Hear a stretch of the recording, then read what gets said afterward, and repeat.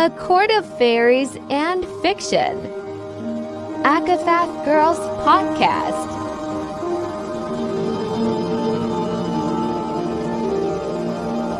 Hosts Mel and Liv. Episode 6. Everyone has trauma. 2, 3. Okay, so I had a thought earlier today. Ooh, tell me.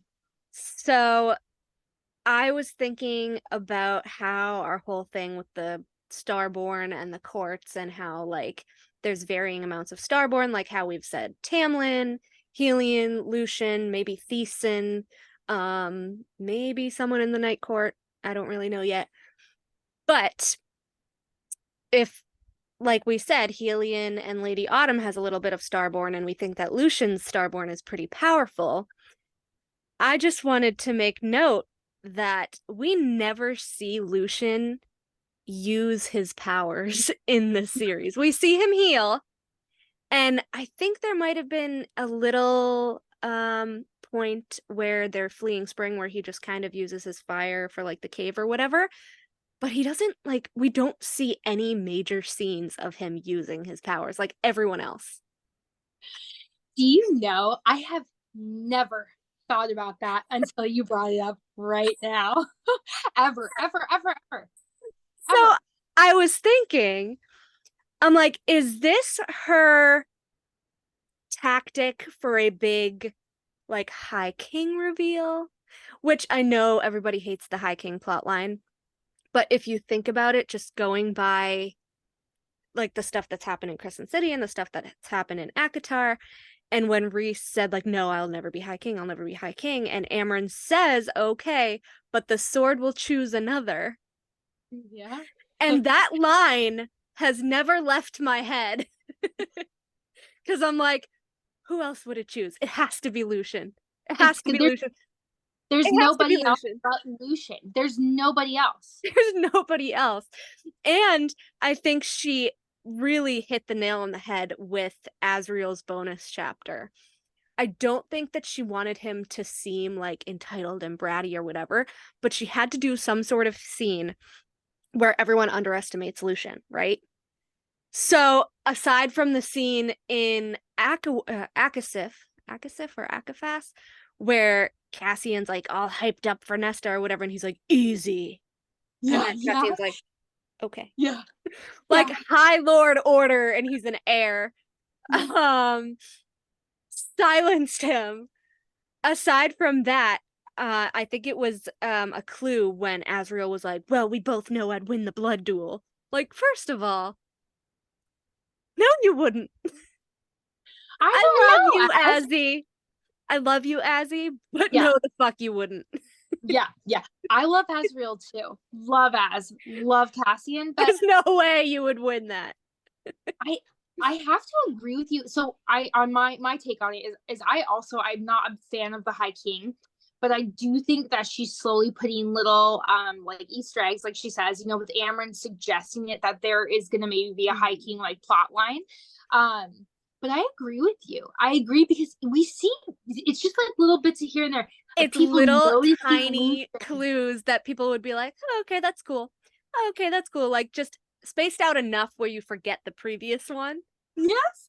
Well, wasn't there a scene too? Was it Akamath when it was Feyre and Lucian, and they're like in the river or something, and he's like, he goes out, she's like making a fishing pole or whatever, and he just goes out without his shirt, and he like picks up a fish, and doesn't like Feyre know? I love that. That was such a hot scene. Oh. Like, first of all, how is she still standing? Because this man. He ties up his hair with a green ribbon. And I'm like, I did the same thing. I'm like sitting there reading it, and I was like, I don't know if I'd go to the Night Court. I think I might just like post up there with Lucian. Stay here with Lucian. Yeah, they can hunt us down. I'll die in his arms. I would too. Oh, happily. He's just like grabs 2 fish. Can you imagine? It's like bronzed, red-haired man. I know. Okay, I mean, my I want to bring up one other scene because there was a reel on Instagram that I saw, and obviously it was like pro Phasand or whatever, and it was about the scene where Reese is like, "Oh, I've been looking for you," yeah. or whatever. But then Lucian finds her, and he's like, "What are you doing? You're not supposed to be here." Blah blah blah, and everyone forgets what happens next. Do you remember? This is on ACOTAR. Callan. Yeah. Okay, so Do you Lucian remember what he does? No, I don't. What did he do? Scoops her up like a fucking baby, and Edward Cullen runs back to the manor with her. She's like, "We were running so fast, I couldn't even see anything. Everything was a blur." And I'm like, he spider monkeyed her shit. He was just like, I love Lucian.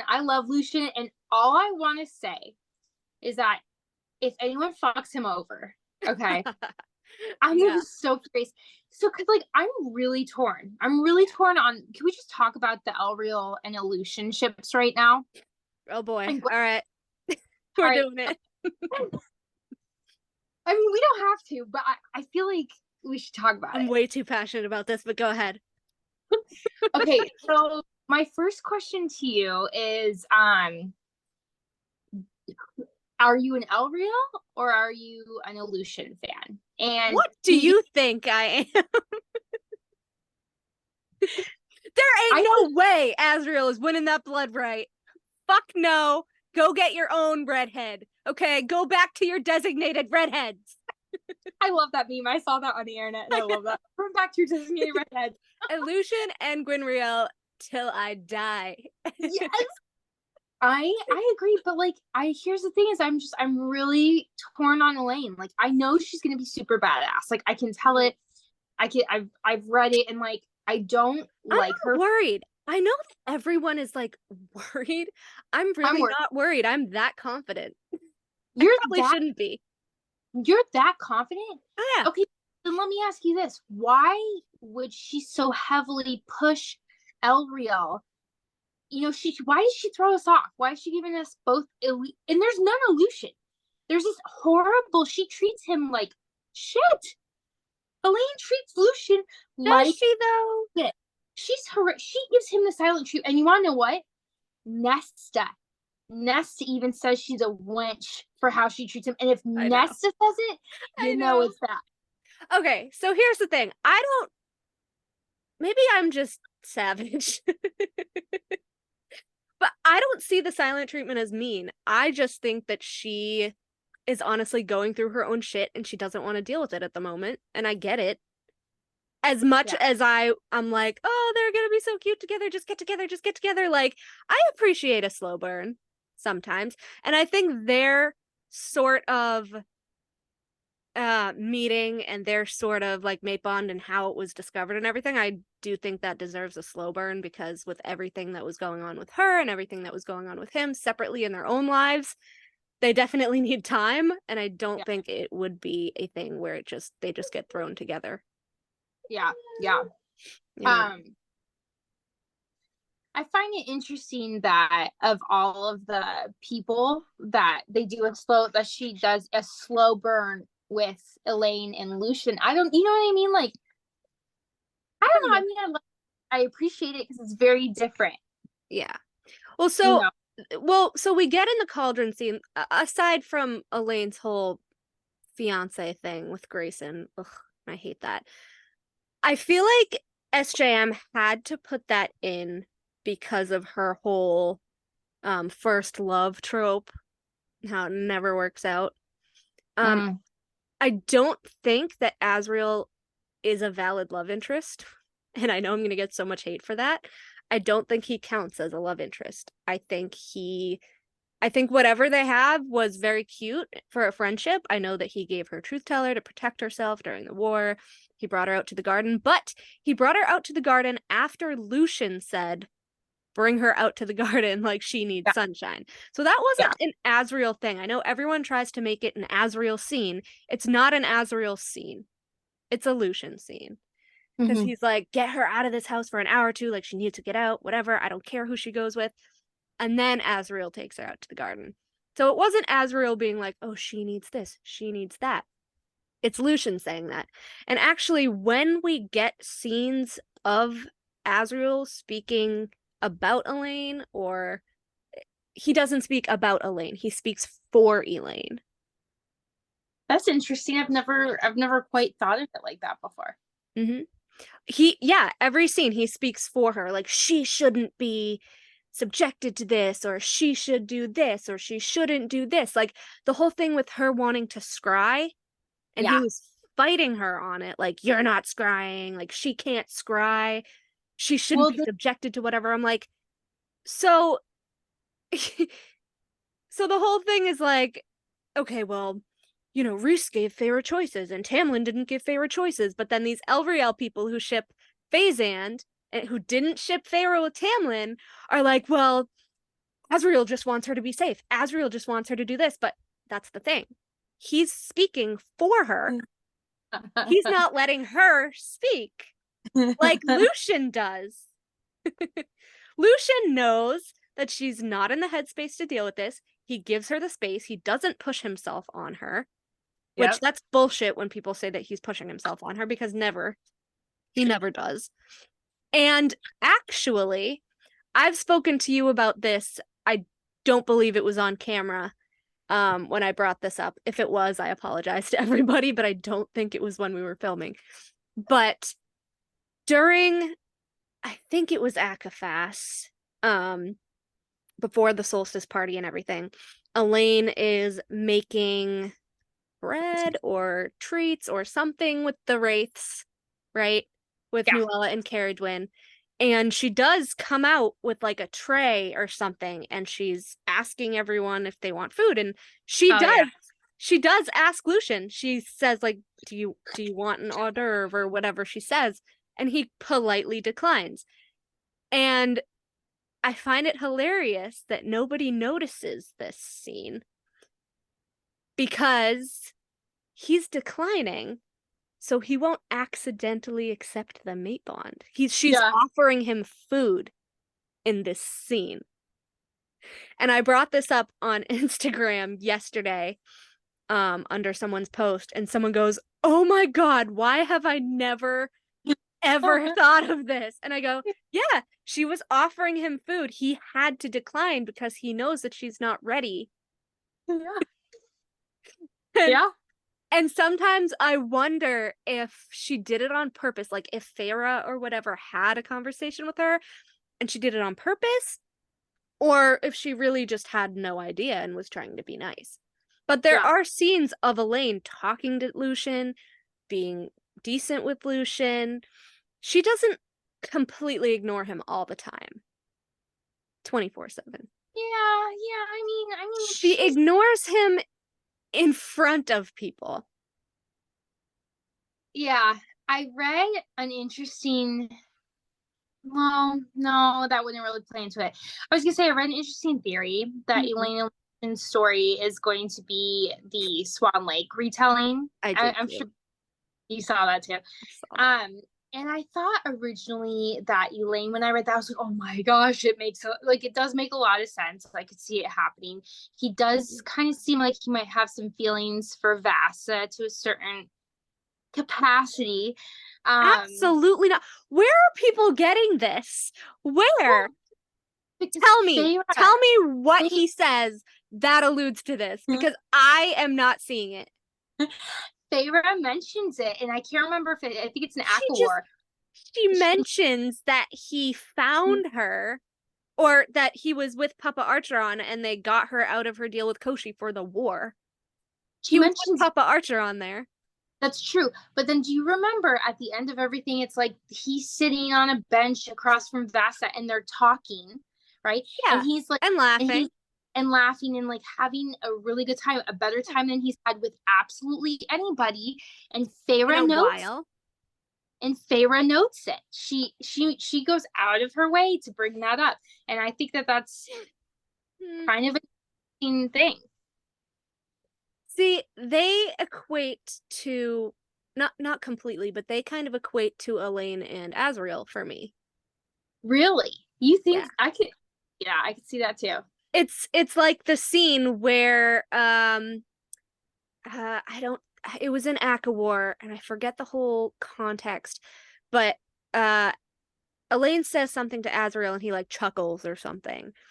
And then Feyre's looking out the window at them in the garden. She's like, "Well, why weren't they mates or whatever?" Yeah. Yes. And Rhys actually, the only part of Rhys that I like is that he is an Aleutian stan.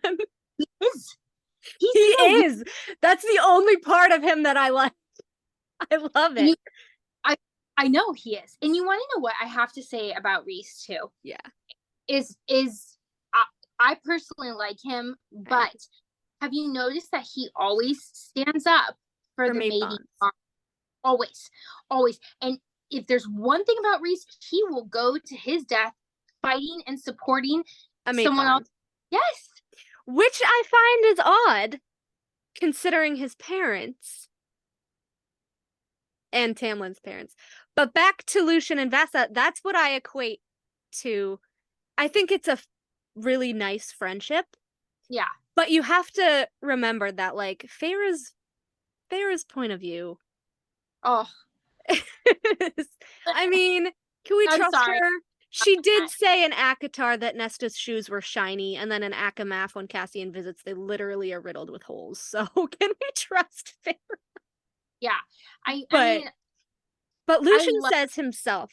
Lucien says himself after the war, I think. And after the war? Yeah, I think it was after the war because Elaine had asked Lucien to move in with them. Did Elaine, she did. She did. In front of Feyre, actually.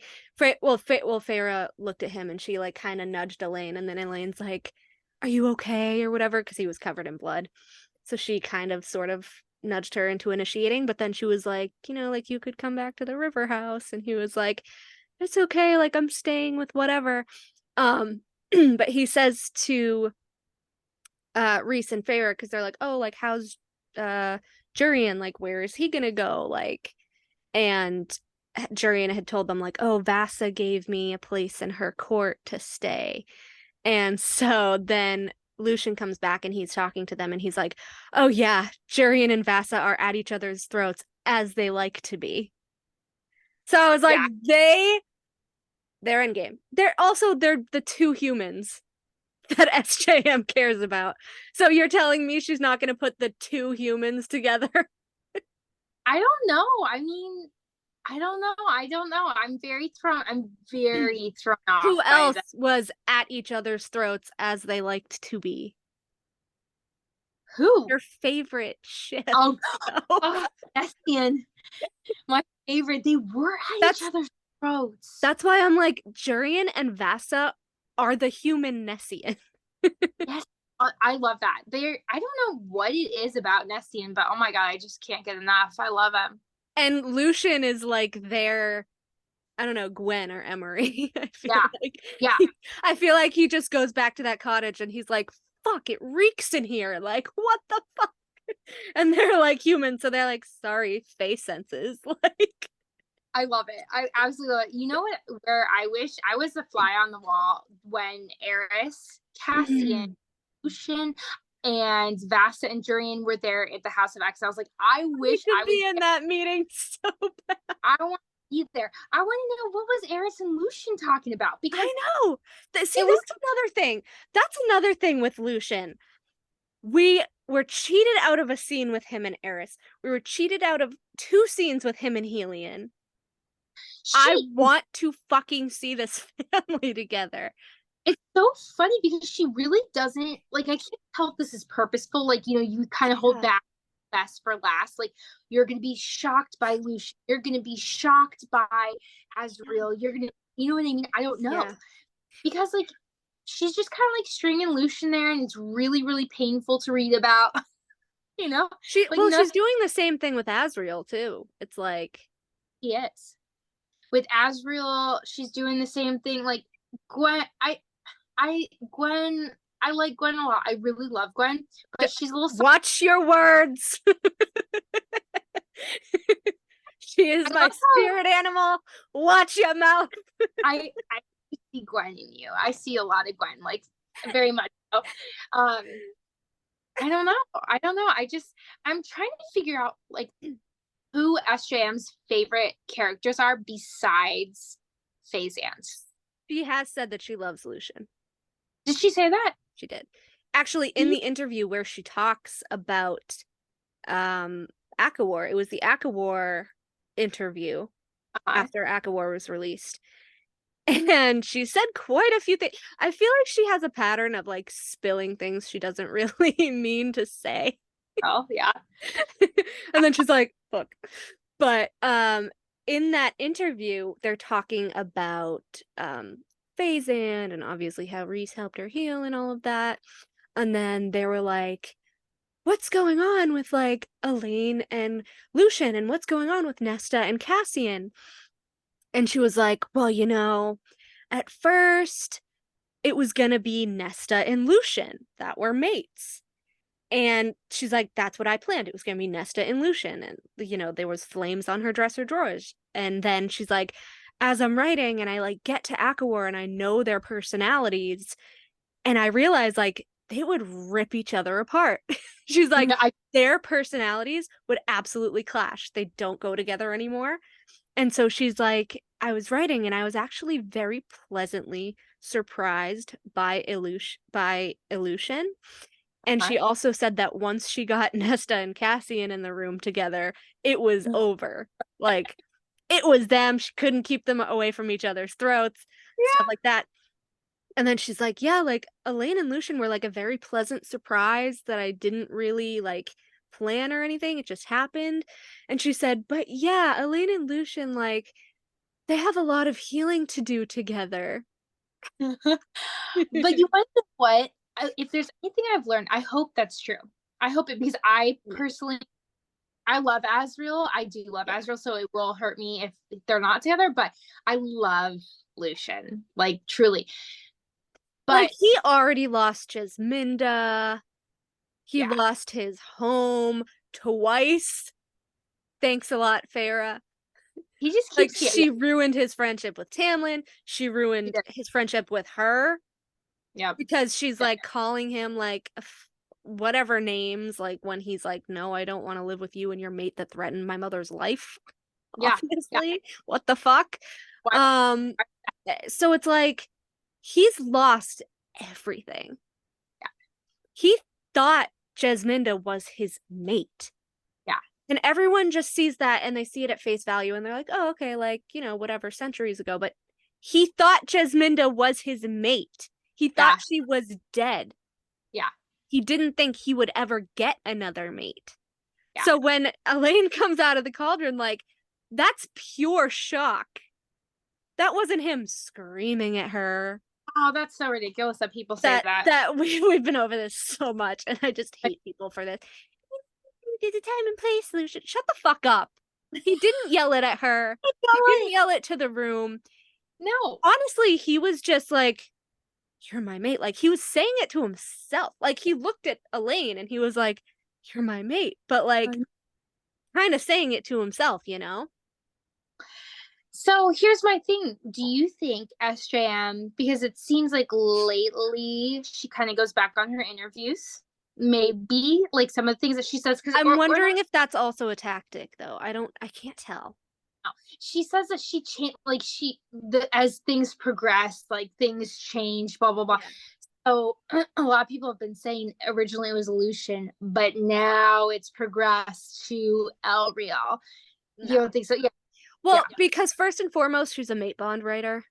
We see that with Tog. We see that with Crescent City. Like, she's a mate bond writer. If she had any qualms about, you know, maybe it'll switch up down the line or whatever, she wouldn't have had them have a mate bond. And I know there are these diehard Elriels that are going to go, their mate bond is fake, and and they did that with Rowan and Tog, and no. Yep, that's the reference. But no. because not only was it directly from the cauldron, there was no question if anybody fucked with it, because all of their powers were stripped in that moment. Yeah. Right? The Right. cauldron is more powerful than Hybern. Hybern couldn't even strip Phazan's mate bond when he wanted to. So the Mhm. cauldron doesn't allow him to fuck with mate bonds. Yeah. Remember? So it is a mate bond directly from the cauldron. We have Maja saying that, oh, like, you're her mate, so see if there's anything wrong with her, because mates can usually sense that. And we have him, like, feeling out the mate bond, getting to her end of it. She feels it in her rib. Feyre is in Lucian's mind. She feels it. Yeah. So that's already 4 people. Yeah. And then we have Rhys saying, oh, you know, they're mates. But I think the biggest thing for me is Asriel mentioning the strength of their mate bond and how it makes him sick or whatever, even when they're on opposite sides of the room. So I'm like, SJM made Asriel say this. Like, it's staring you in the face, people. I hope so. I don't know. I'm nervous about Crescent State 3. I'm nervous to see how things are going to play out. And I feel like the diehard Elreal fans that yell at Gwynreal people for, like, not respecting Elaine as a character or whatever, I'm like, you're the ones not respecting her as a character, because who would want her to suffer with a mate bond to someone else? Yeah. For the rest of her life. Rhys says it. I just read that part. In ACOWAR, Rhys says you can reject the bond verbally, but it is still a bond that will follow you the rest of your life. Like, you will still be able to feel each other the rest of your life. Like Mor and Eris, basically. Yeah, exactly. Yeah. Do you think that he... So I think that he knows that Mor and Eris are rejected mates now. So do you think that Rhys knows that Eris and Mor are rejected mates at this point? What do you think? Do you think he's sus? I think he's kind of sus. I think he didn't know before what you and I had just talked about, the meeting in the Hewn City. But I think it's interesting that, like, we're starting to kind of see more kind of like phase out and him like buddying up to Eris a little bit more. And I think that seems to be pretty intentional. You know what I mean? Like, initially I didn't think much, but now I think Rhys, he's really calculated, right? Yeah. Everything. Well, so another reason why I think Eris told Rhys in his head in whatever book it was, ACOWAR or Akasif, I think, is because during that meeting at Hewn City, was that Akasif? I think it was Akasif. Yeah. With Eris. Yeah, I was like, yeah, okay, yeah, it was. Him and Mor were sitting at the same table. So you think he smelled it? I think he knows. Because remember, it's in Feyre's point of view. But then why she's not used to stuff? Isn't she the bloodhound? Didn't she smell out Helion and Lucian? Or I guess she didn't sniff. No. Like, well, no? But we've never had Feyre, like, scenting a mate bond. Not Aleutians, not Nessians. Like... Hasn't, has she? No. So I don't think she would even, like... Even if she picked up on the scent, like, they're in Hewn City, I think she wouldn't even... No. Tag it, you know? I think Rhys would probably pick up on it more. But I'm also wondering, back to when Eris told Tamlin about Lucian fleeing to the border after Jasminda died, and him being in the dungeon and everything. I think that he did the same thing when Mor was dumped on his border. He called someone for help? I think he got word to someone that she was there, because remember, Asriel, like, picked her up, like, shortly after, and he was, like, pissed at Eris. So who would he have gotten word to, though? Because it clearly would have had to have been Rhys. Yeah. Right? So is that why he was like, well, maybe we'll have an alliance, maybe this, maybe that? And, like, I found that every time Moore is talking about this stuff with Eris and Asriel is like seething and Cassian is kind of annoyed, like Rhys doesn't have any emotional response. That's an interesting observation. Like he just doesn't. He doesn't, does it never mentions what he does. But he was pretty pissed at Az at the meeting. He was like, Asriel, stop. Asriel, stop. Like, I think he kind of, if he doesn't know the whole story, I think he's kind of pieced it together. I am really impressed because I didn't think of that at all. He never has any sort of emotional reaction to whenever that comes up. Asriel is always seething. Cassian seems kind of annoyed, but he knows that Asriel liked Moore, so he's gonna be even more mad.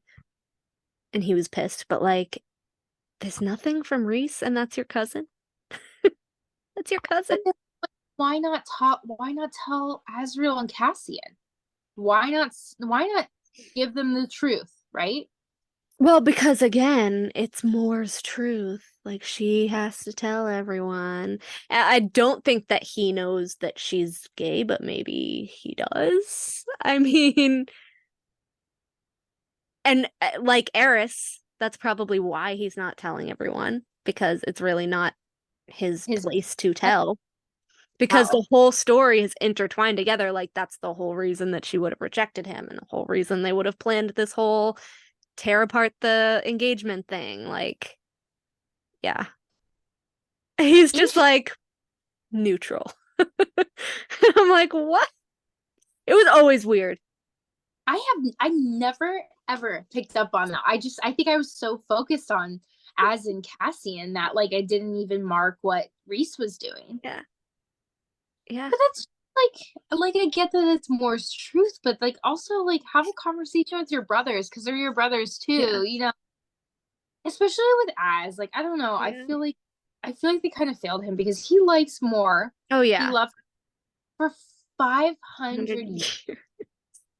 And you're gonna let your brother pine over your cousin like that?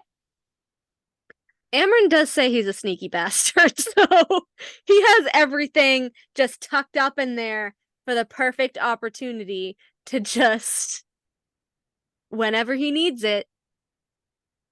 I mean, I gotta say, they're brilliant. He's brilliant, really, truly. He's a mastermind. He just collects tidbits of everything, tucks it up in there. And he's the long game too. Like that's a long game. Like 500 years. I know. Of Buddy's secret. That's a long game. I have another question, which is more of my theory / headcanon. I don't know if there's that much proof of it in the series. I'll have better points tomorrow because I'll go through my video and actually like do bullet points and everything from before. But I honestly believe, maybe I'm Delulu, but I honestly believe that Eris and Moore are hating each other. I don't think they hate each other. I'm delusional, but I don't. It's over exaggerated. It's overdone. It's always the same tactic. You're a bastard. You're a slut. Like, how many times are you gonna do the same banter?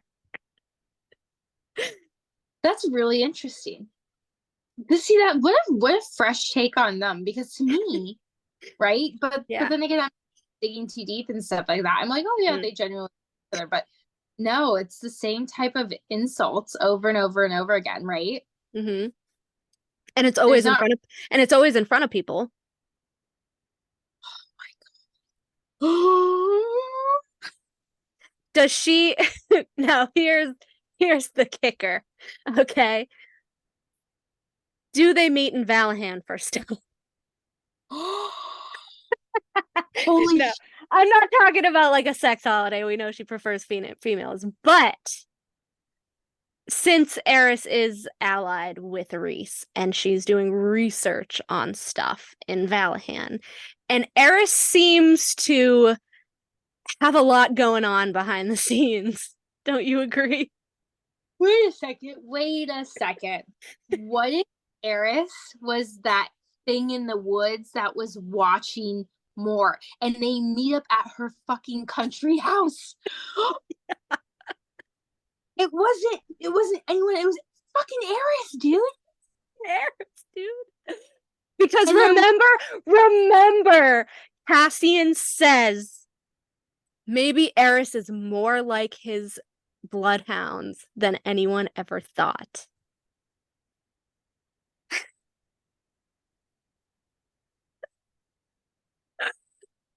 Dude, and then everyone had all those theories like, is he a bloodhound? Like, is that one of his powers? Like, everyone's thinking, like, what's his other power? Like, yeah, he has fire from Baron. What else? Right. What else? What else is there? Like, what else is there? Like, Tamlin has shape-shifting, and he has the glowy thing, and he, like, I guess he has healing or whatever, or he could have if he didn't have his powers taken from Amarantha. And then Lucian has healing, supposedly fire. You know, Rhys has, like, manifestation and shadows, and, like, they all have, like, one or two powers. Yeah. So... So what's Eris? And I pointed out before, when he goes to the meeting in the Mortal Lands, and he shows up, and Cassian's there. Remember, Mor had to winnow Cassian there. And he sniffs the air. It's like, she could have come in, you know. If he is? It was like, she could have come in, you know. Well, and Cassian was like, Cassian noted how, like, weird it is that he can, like, scent Mor or whatever. And then he notes how sometimes Mor does that too, and it's weird. Like, you're not drinking the smart juice today. You're just, it's going right over your head, my man. My boy. Hey, going right over your head. Right over your head, himbo. No, he's not a himbo, damn it. Whoever started that, shame on you. Shame on you. But yeah, like, he can send her, but she can also send him. So it has to be a mate bond. So what do you think they're meeting up to talk about in Valahan? They've got to be swapping secrets, right? But because the only time we've really seen him formally meet with Rhys is in Hewn City, and then during the other Hewn City thing, the dance with Nesta, and he gave him the maid dagger. So here's my thing. Okay, hear me out. I could be completely wrong. The Night Court, we've seen throughout the entire series, is kind of always gifting their allies weapons. Okay, right? And then we noticed, I don't know if it was an Akamath or Akawar, I can't remember, but Eris has a collection of Ashwood arrows, right? Would it be crazy to think that maybe him and Mor meet up, and, like, Mor gives him, like, Night Court weaponry against Baron? I have no idea, man. But actually, I just might have put something together here. Tell me. So Eris is also allied separately from Rhys. He's allied with Kier. He is. Remember? And he told her, like, you don't want to know what I gave up to prevent him from coming to whatever. What if they talked it over about what he should give Kier to not have him come to the city? And Rhys is just like, and that would be another acting where she's like, I don't give a shit what you gave up, but you know, in front of Rhys. Yeah. Like, I wouldn't be surprised if Sarah opens up ACOTAR 6 and it's, like, Mor and Eris at her table in her country home, and they're talking and, like, exchanging secrets and shit like that. And I would be like, so fucking sneaky, you're so sneaky. Because I honestly, wholeheartedly, 100% believe that they planned the fallout of the engagement the way that it happened. I think the only thing that they didn't take into account was how Kier was going to react. And that's what threw like kind of a wrench in everything. So what makes you so convinced that they both played it? That they acted it out, that they knew? Because Eris basically says it. He's like, she knows the truth but has not revealed it. Don't believe the lies they tell you about me. But then why is he not more upset about the lies? Like I'm like kind of confused about that. Is it because he can't really be, because he's still, you know, him and Moore are still mates, so he can't really be upset about what she says about him? Well, no, because like I said, it all leads back to her sexuality, which is up to her to tell. So you can't have half the story, because then people are going to ask questions. Right. And other than, oh, I didn't want to be his mate because he's an asshole, like, he's your ally, he's not really an asshole, like, they just ask more questions. Yeah. Yeah. You know? So basically, how I think it went down is that young Eris, young Moore, Baron and Kier, which weird that they even had an alliance at some point, but okay. Baron and Kier of each other, they're so similar too. I know, it's so weird. Decided, hey, I don't think they even knew about the mate bond, but I think they decided, hey, my son is just as powerful as your daughter. Heirs, and then we can, you know, whatever the Right. whole thing is with that. And so, because I don't remember the exact details of their deal to give more to the Autumn Court. I don't think that they gave a lot of details. Oh, I think it wasn't. Yeah, it wasn't pretty that detailed. But anyway, so she basically went to the Autumn Court because they were engaged or whatever, and then I think that's probably when they figured out they were mates. And she was like, looky here, I'm not gonna love you. Like, I prefer females, you know? And he was just like, okay, well, that's fine. Like, I don't, you know, whatever, it's fine. And so I think she was probably like, here's the deal. My cousin is out of town tomorrow night. I'm gonna go sleep with my BFF real quick. You're gonna pitch a fit and tell yo daddy you ain't marrying me. Yeah. Right? It. Because Yeah. the one thing that tipped me off about this is that she planned it for when Rhys and Azriel weren't home. Remember? I do. Because Rhys said, you know, me and Az had to go on some mission in Illyria or whatever, which is weird that Cass didn't have to go, but okay. Yeah. And she stayed home with Cassian, and that's when she planned to taint herself. So then they like slept together, and then she returned to the Autumn Court. And so she had to have told Eris, like she had to have had this conversation with Eris first for him to keep it fit. Yeah. Because, you know, they had to have some, I forget what it was said, but there was this thing with Baron, like not a ceremony, but like an engagement thing with Baron. And, you know, he did that whole spiel of like, I'm not marrying Illyrian fucking leftovers or whatever the hell he said. And that was that. So I think that was basically the only way that Baron would allow him not to marry her. I think she knew that it was the only way that Kier would accept them saying no to him not marrying her. Okay. So I think they talked about it, and she was like, you know, I'm gonna sleep with him. You're gonna get pissed in front of your father, say something awful, like, because it's Baron.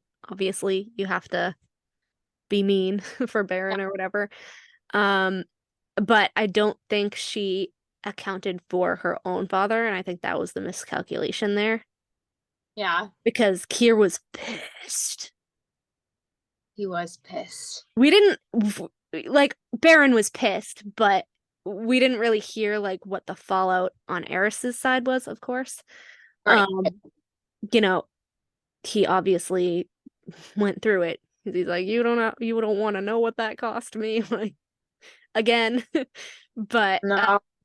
yeah, I don't think they accounted for Kier doing what he did. And I think, can you just imagine like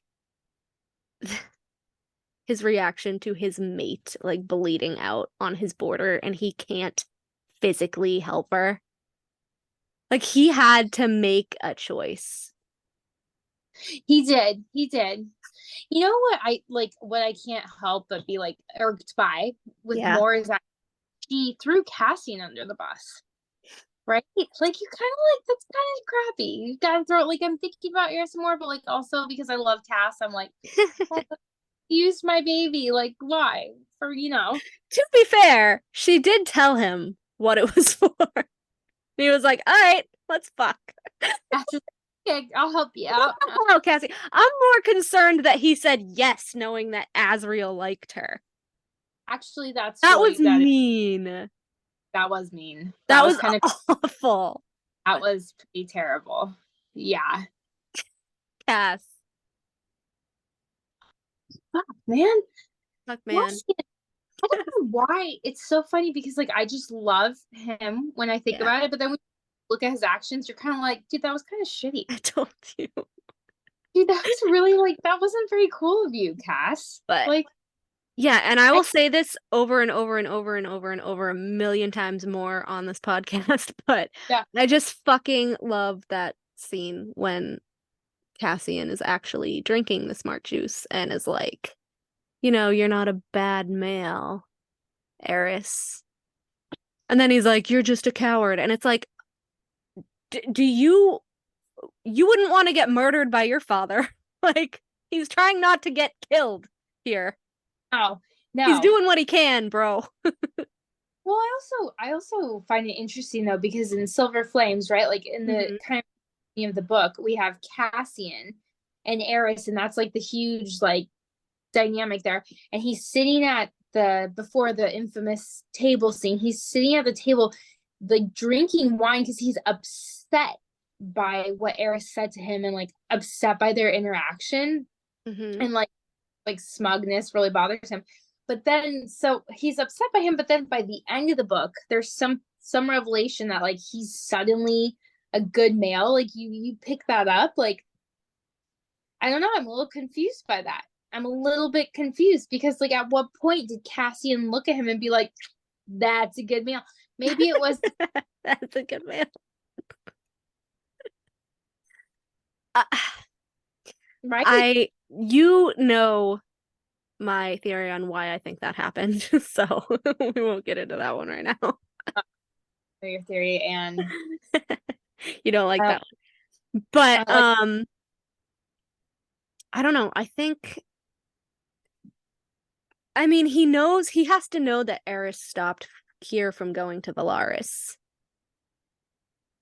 Yeah. At the very least, right? I would imagine. Right. Because he would probably have asked after that whole thing. But they weren't really there for the meeting either. So, like, we don't know what Rhys did and didn't tell them. No, we don't. We don't. So weird. I don't know. But yeah, it's like Eris is just trying to survive, okay? He's trying to survive so that he can be the High Lord and so he can fix his court, like, liberate them from Baron. And, like, he can't do that if he's dead. Like, he said, like, he'll literally just pick one of my other brothers. Like, he would have no problem just offing him if he finds out that he's, like, a traitor, which is why I'm scared. I mean, I'm scared. I love him so much. I will say that, like, if she killed off Eris, God. I wouldn't be surprised by it. I'm concerned because Baron, as we know, is now working with Koschei and the Queens, and I feel like, I don't know, I feel like they're gonna know a lot of shit. Okay, so what is your thought on the Queens, the mortal Queens in general? Like, what are your thoughts on them? There's two left, right? Aside from Vassa. Yeah, it's It's 2. Yeah, because it was It was 5 originally, right? yeah, 6. The 6 6. mortal queens. So 2 were killed, or Demetra was killed. Okay.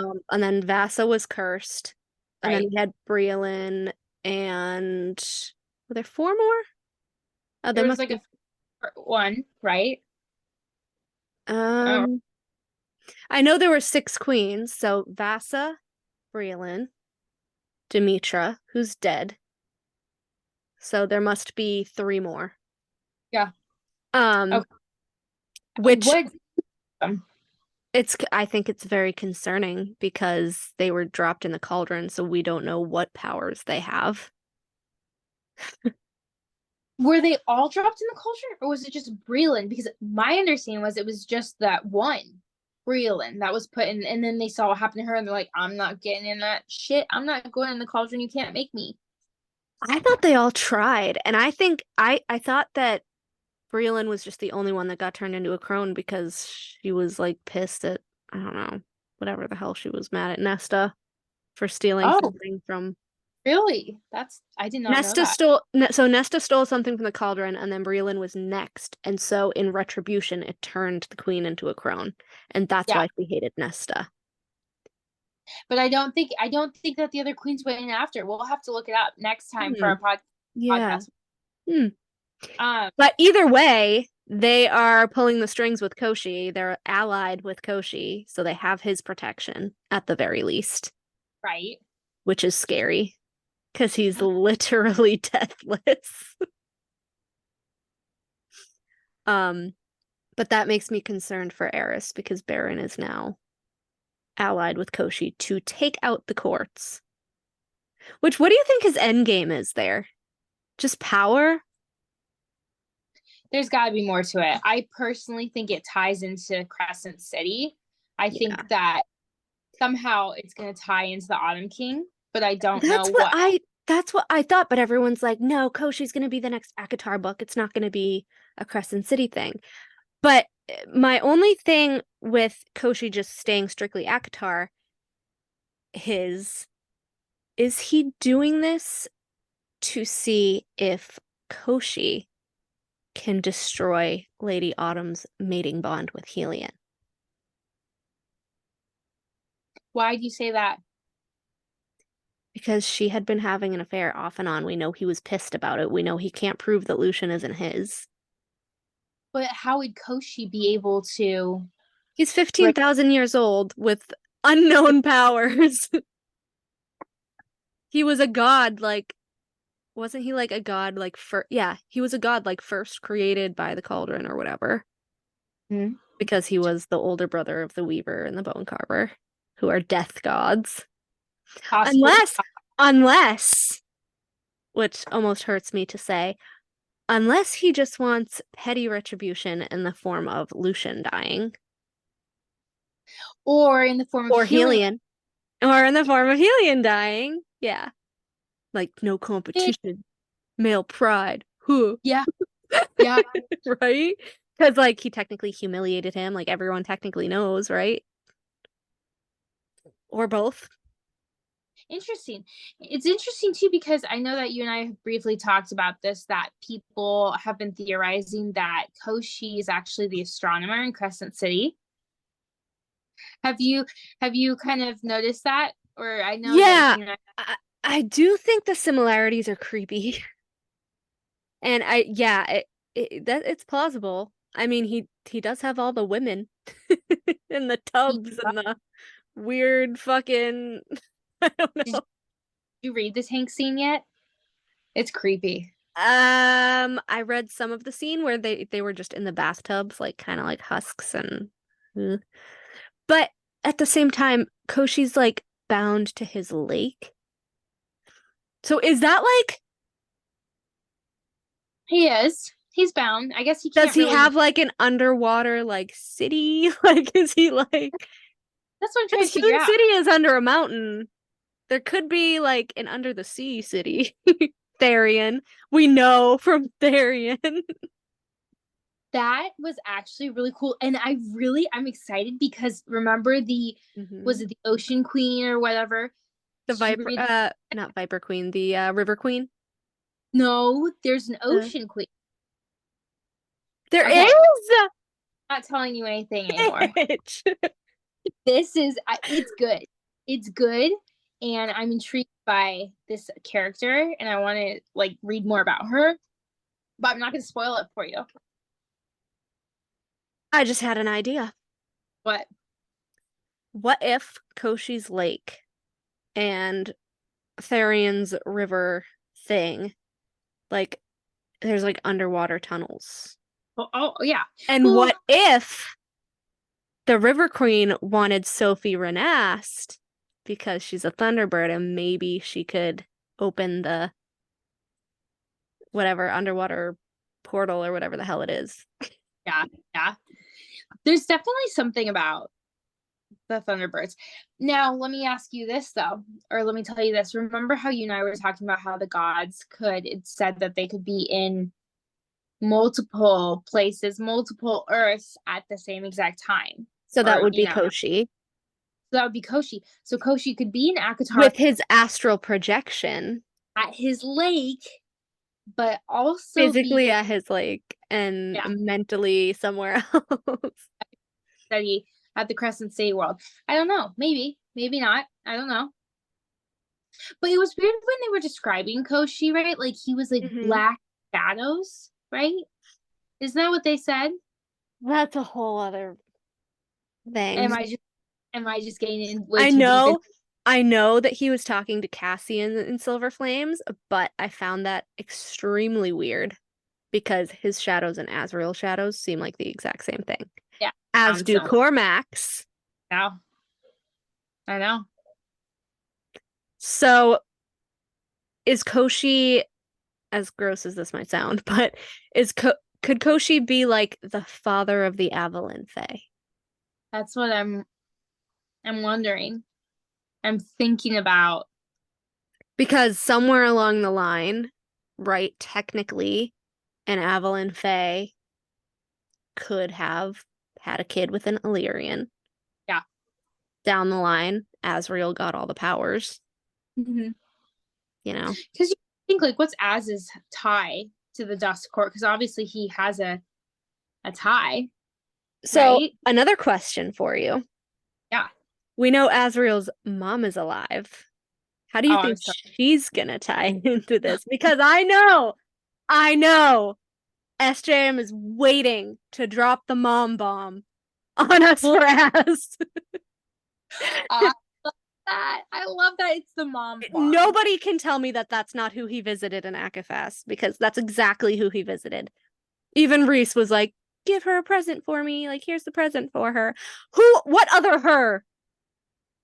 Well, that's also kind of crappy because, like, why do we not hear about her more? Why is he not over there visiting her more? Like, right? Like, he's an adult now. He could be all over there Yeah, I mean, all the time, unless as he is. I write in my fix, I like to think that they have like a really cute relationship. But if you do think about it, like, he only spent like a week, an hour a week with her as a kid. Yeah. And she's probably, I kind of equate her to Gwen, but if Gwen didn't get help. So she's probably very Reclusive. yes. Yeah. Which brings me back to the adjoining theory to ours, which is that Lauren is Azrael's mother and Rune is his brother. Which there is some sort of validity to that.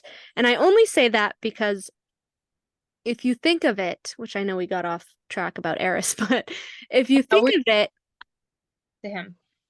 her villa is in Fyro, which is 5 roses, right? Okay. And do you know where he went to give her gifts? Rose Hall. She lives in a house called Rose Hall. So, if Cormac can walk through a shadow door to appear in Rune's house, can Azrael do the same thing through worlds? But here's the thing, right? Is didn't we say that Rune and Azrael's shadows were very different? So wouldn't They that are.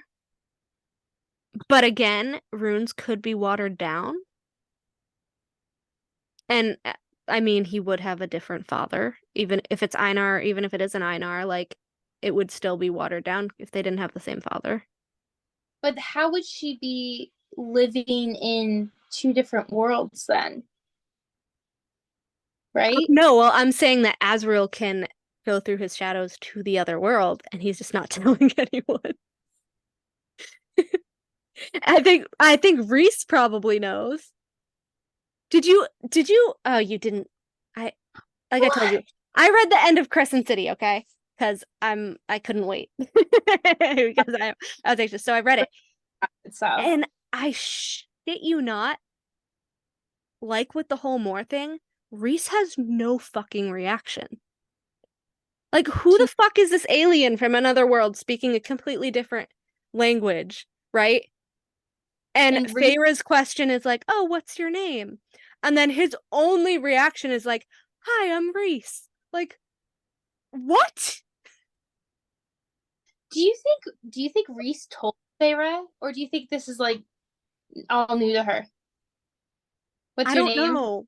But then at the same time, he says that like when Azriel was first there or whatever, that him and Cassian went to punish the brothers for what they did to him. And they Mhm. were asking them like what they knew about his power, and they didn't really know anything.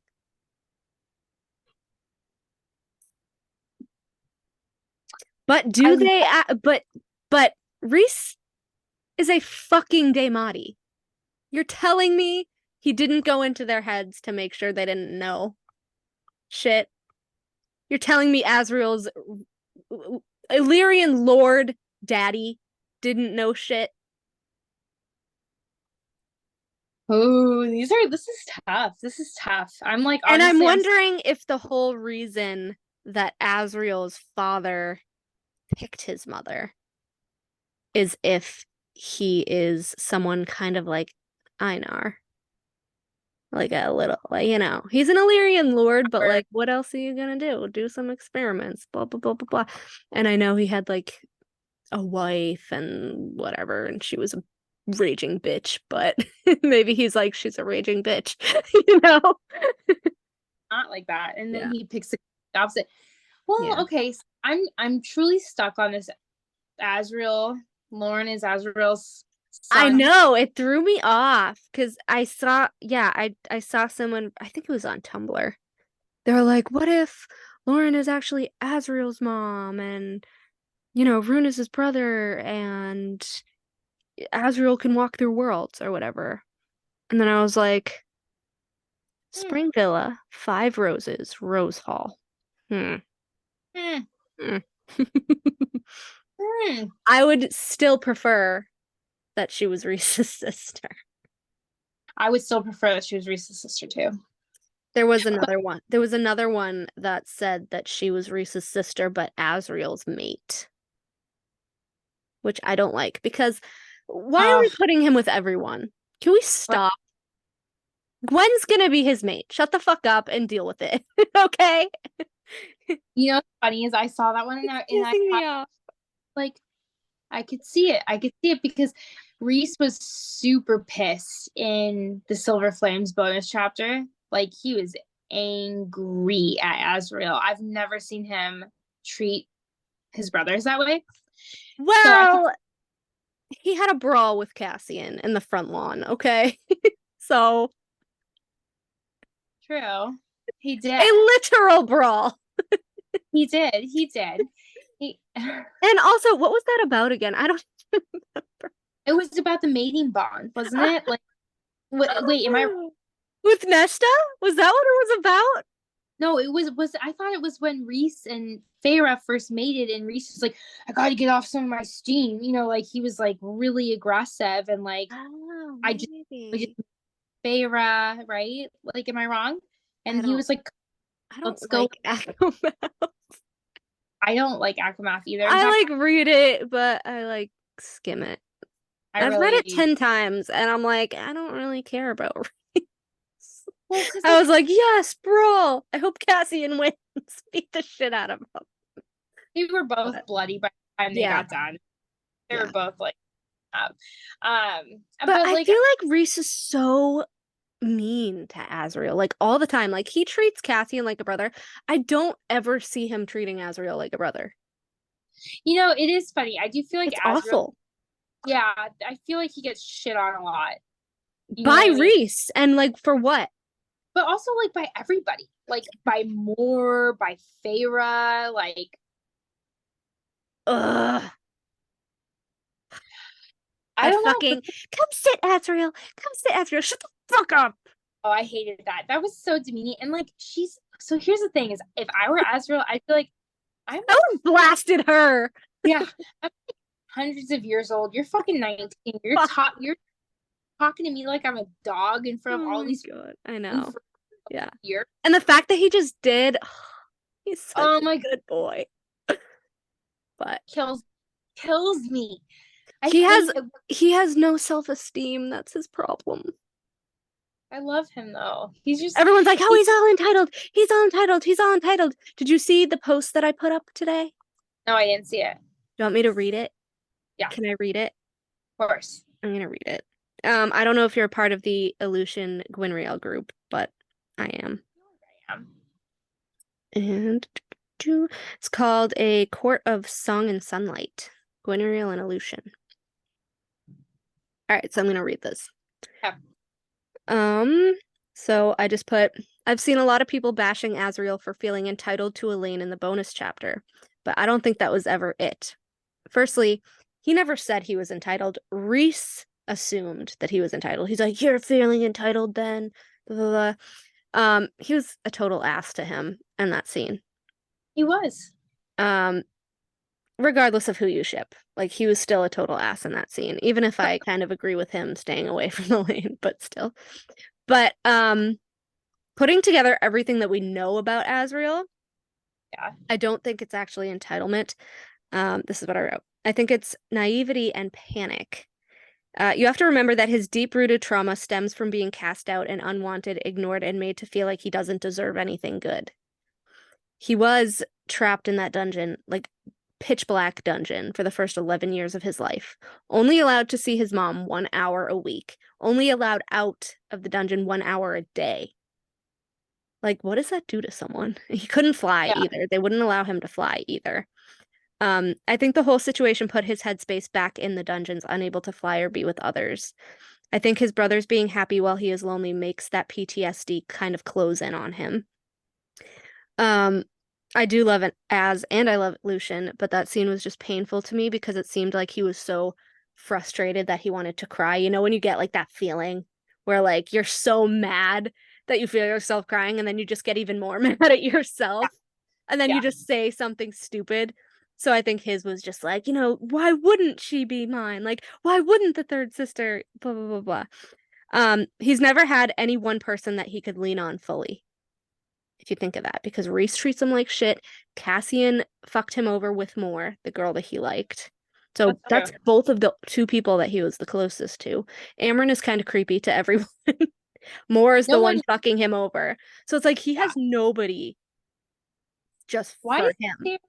Circle, because they really don't treat him very well. Yeah. Not even his mother, because as we know, he sees her on holidays, right? I think he's desperately searching for someone to understand him and love him for himself, and it's fear that he's never gonna find that. The sister question I saw as genuine sadness and the feeling of loneliness, like why is he denied happiness when they are given it? Why isn't the other sister for him? I never saw it as a question of entitlement, just genuine inquisition. Yeah, I actually really take on it. I never thought that he's entitled either. I mean, because like also you have to think about it, like why I feel like everyone else kind of gets like free reign, not necessarily Nesta, but like everyone else gets to like flip out and like get angry and like lose their shit. Like Feyre killed half a court. Yeah. Reese, twisted Feyre's arm, twisted Baron's arm, threatened people's lives if they looked at Feyre weirdly. Moore let Azriel almost kill Eris, right, for her. And then Cassian gets away with all this shit with Nesta, and it's like he has one vulnerable moment where he's trying to have somebody just be like, look, tell me how you're feeling, like, let me help you. And instead Rhys is like, you better not fucking do this or I'll fucking hurt you. Like, well, that's the thing too, is like that's the fourth or fifth time that we saw them, like, Rhys come down on him in the series, right? Like, he wanted to go spy on Koshi. Feyre and Rhys held him back for certain unknown reasons. Like, and also like why can't he just pursue the romantic interest? Like, Rhys is all about like having a choice, right? Isn't that no, he ain't. like, don't fake you, choice. like, fake choice that's ultimately his. Yeah, as long as Rhys is okay with it, it's your choice. But like, dude, like, what? Just let them kiss. What's the big? That's why I don't understand. Like, what's the big deal? Like, she has a mate, so they kiss. It's either gonna feel right or it's not.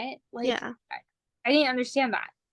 Yeah, I know that he's obsessed with the mating bond just because, He respects the mating bond. The thing is, I always kind of like to see a scene from everyone's perspective, and maybe I'm weird, but I just automatically do that. Like, I'll read a scene and then I'll be like, okay, so he's feeling this, she's feeling this, he's feeling this, and I just kind of, I don't know. That's a real think about I'm weird. It. So, I don't like Rhys at all.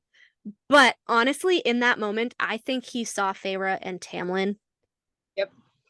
And he was like, fuck no, not with her mate in the house.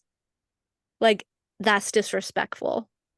Yep. Because, again, he was being woken up when Feyre was in spring with her and Tamlin doing the shaboom boom. Things.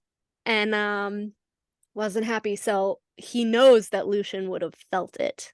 Yeah. And he's like, you're in my fucking house. You're not destroying my house with a blood duel. You're not destroying my brand new mansion with a blood duel. Yeah.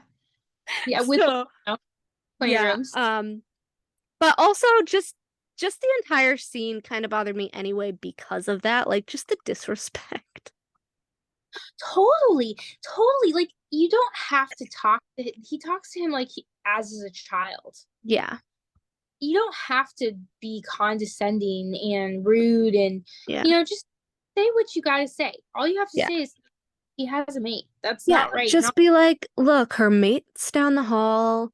Like, that in your heart that this isn't right, because if the roles were reversed, and you had a mate and she was with someone, it would hurt you, right? But yeah, that bothered me. But it also bothered me for Lucien because he's right down the fucking hall. Okay, this always bothers me with Lucien because they are constantly disrespectful to him. They are so rude to Lucien. Like, nobody takes that into account. That's his fucking mate, and everyone just is like dismissing it. Like, well, see, that's what I'm saying with Elain and Lucien. Now we're going back to them. But this is what I'm saying with Elain and Lucien. Like, Elain will speak to him when they're alone. Have you noticed that? But, like, I don't understand that. I don't get, like, why is it just when they're alone? Is there a traitor in the midst? Is there someone who's eavesdropping when they shouldn't be? Feyre. She went into Lucien's mind when he was talking with Elain. Like, that's when we heard how he was like, I told the spy master everything, which I find funny because they don't like each other. And again, we don't see the scene where they're talking. It's like these big scenes that she like doesn't write out, which bothers me. But Feyre's like in his head, and he's like, I told Azriel everything about Baron and whatever for the allyship, but some things about my mother are too personal that I will never tell anyone. And like, now Feyre has that. But did she really clock it, or was she just like, so like, oh my God, I'm in his head again? Like, because she was very freaking out. I violated it, even though I knew I was going to. It's like, okay, so I know we shit on Feyre for this all the time because it's like so like inappropriate and everything, but just so blah. We were Daemati. And that was my little sister. And her supposed mate, that was my friend. Would I not spy on? Oh, I would do it. I'd be like, what you saying? What you saying?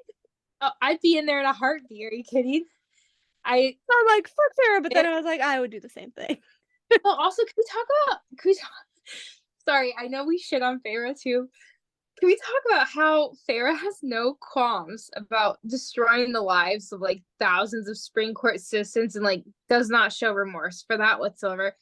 But she's like deeply perturbed by the fact that she entered Lucian's mind and Tarkin's mind. I'm like, oh my god, so ridiculous. I don't know why. We keep saying that we're gonna do the fucking inconsistency video, and this was part of it. It's so. I feel like Sarah started the series and she knew where Feyre was gonna head and what she was gonna do.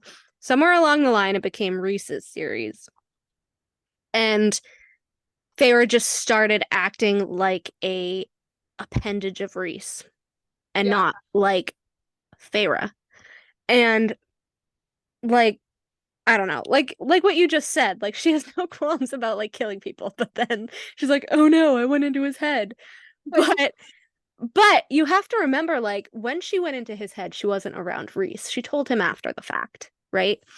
And when she's feeling guilt for all the other stuff, Rhys is immediately like, well, you know, you were justified. And then like that, her guilt is gone. So I'm like, I honestly do think that he kind of fucks with her head. I just, you know, I know people get so mad at me for that, but there's just way too many little moments. Way too many. It's weird. It's funny because I don't think it's Rhys. I think it's Feyre.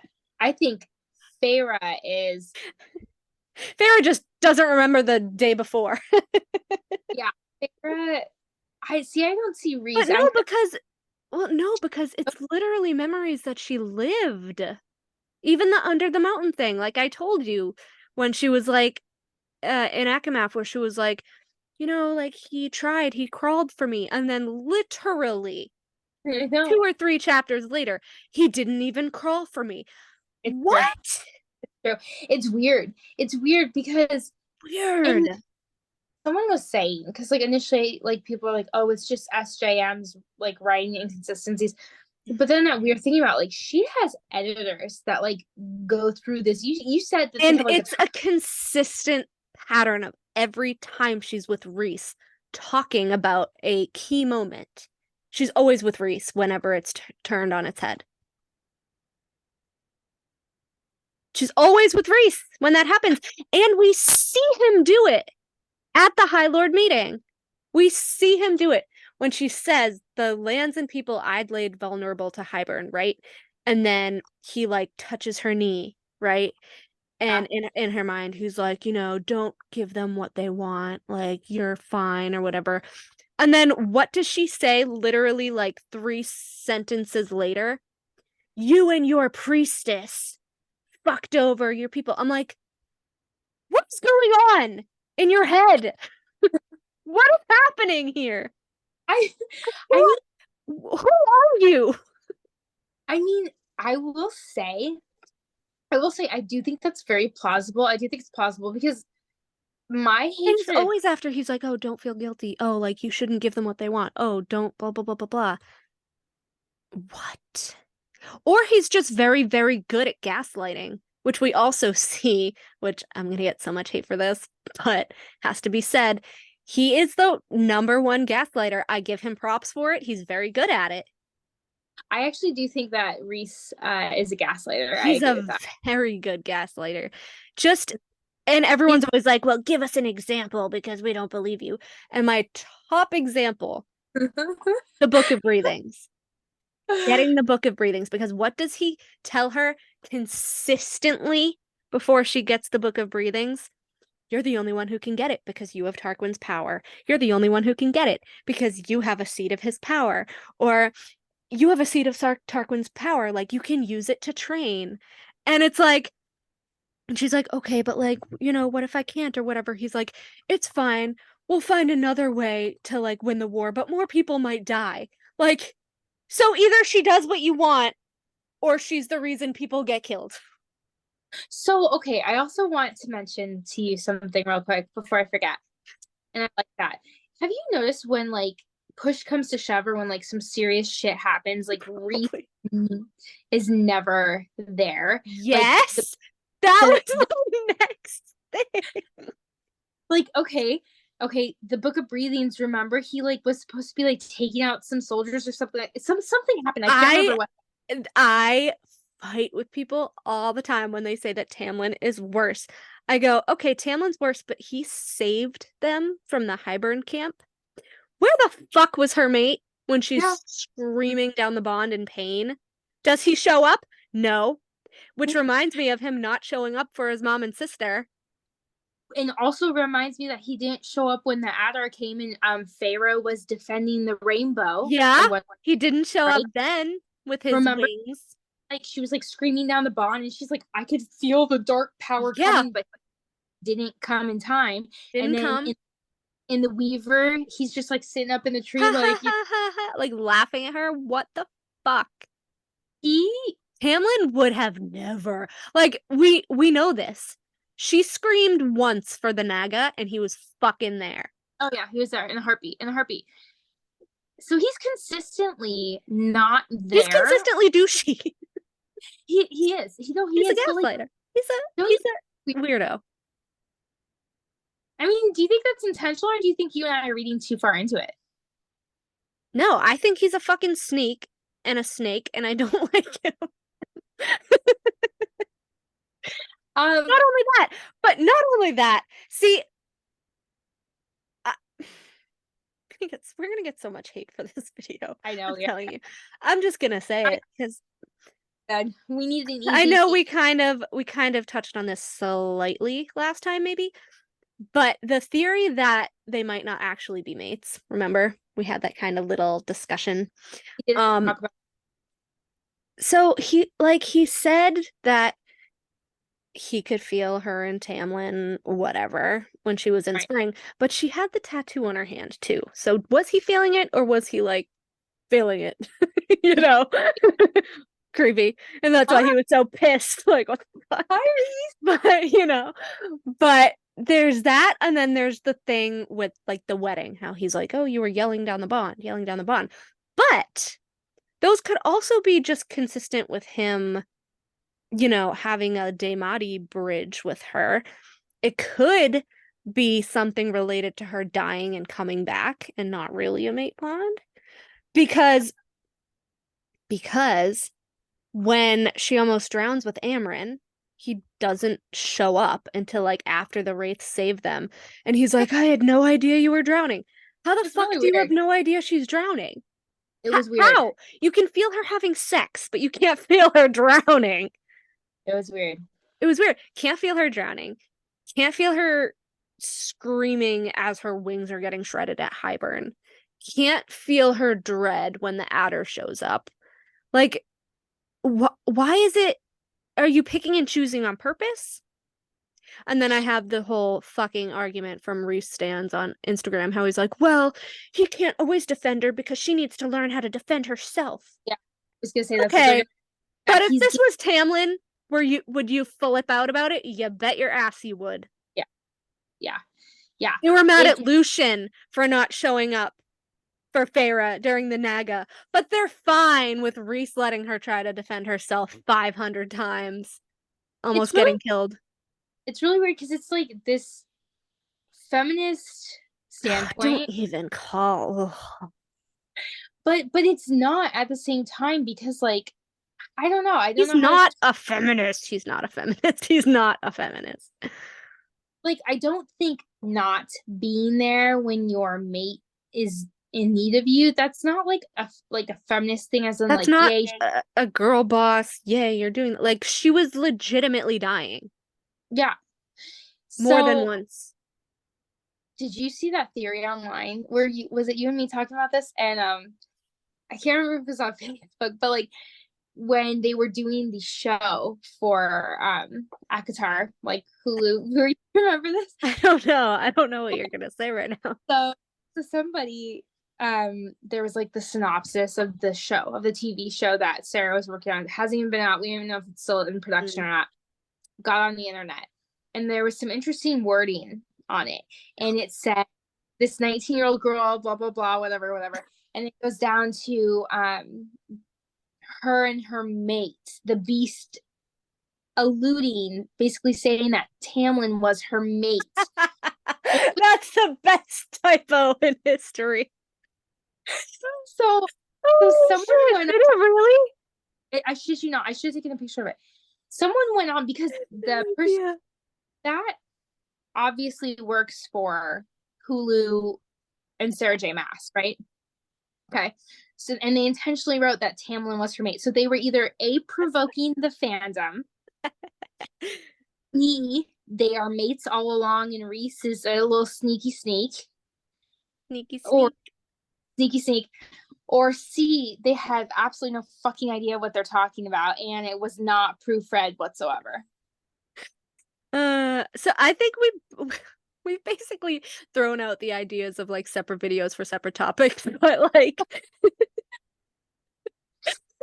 so bad. From like Lucien to Aerys to Azriel to fucking Rhys to Feyre. No, but so there's also my big theory that, again, we were supposed to do a fucking video on, about how Rhys is actually the villain and how he actually did trap her in his mind. I know. Did you see how me and Books and Critters did reels about that? No. You didn't? No. I did a hear from her in a while.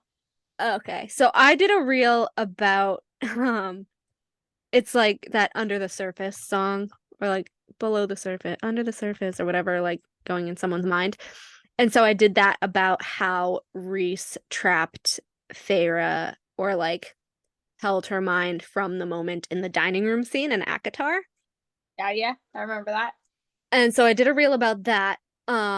And then she did a reel about the scene in ACOMAF when, and I love her. I love how she did her reel. She was just like spinning around like it was like a crazy theory, which was funny. And she's like, do you remember that scene in ACOMAF where Rhys lets Feyre into his mind and then he closes the door on her and he tells her, always leave the door open or else it's a Daemati trick where they can turn your whole body into a puppet and you would be none the wiser. And did he ever let her out of his mind that day? Or was he, or did he not?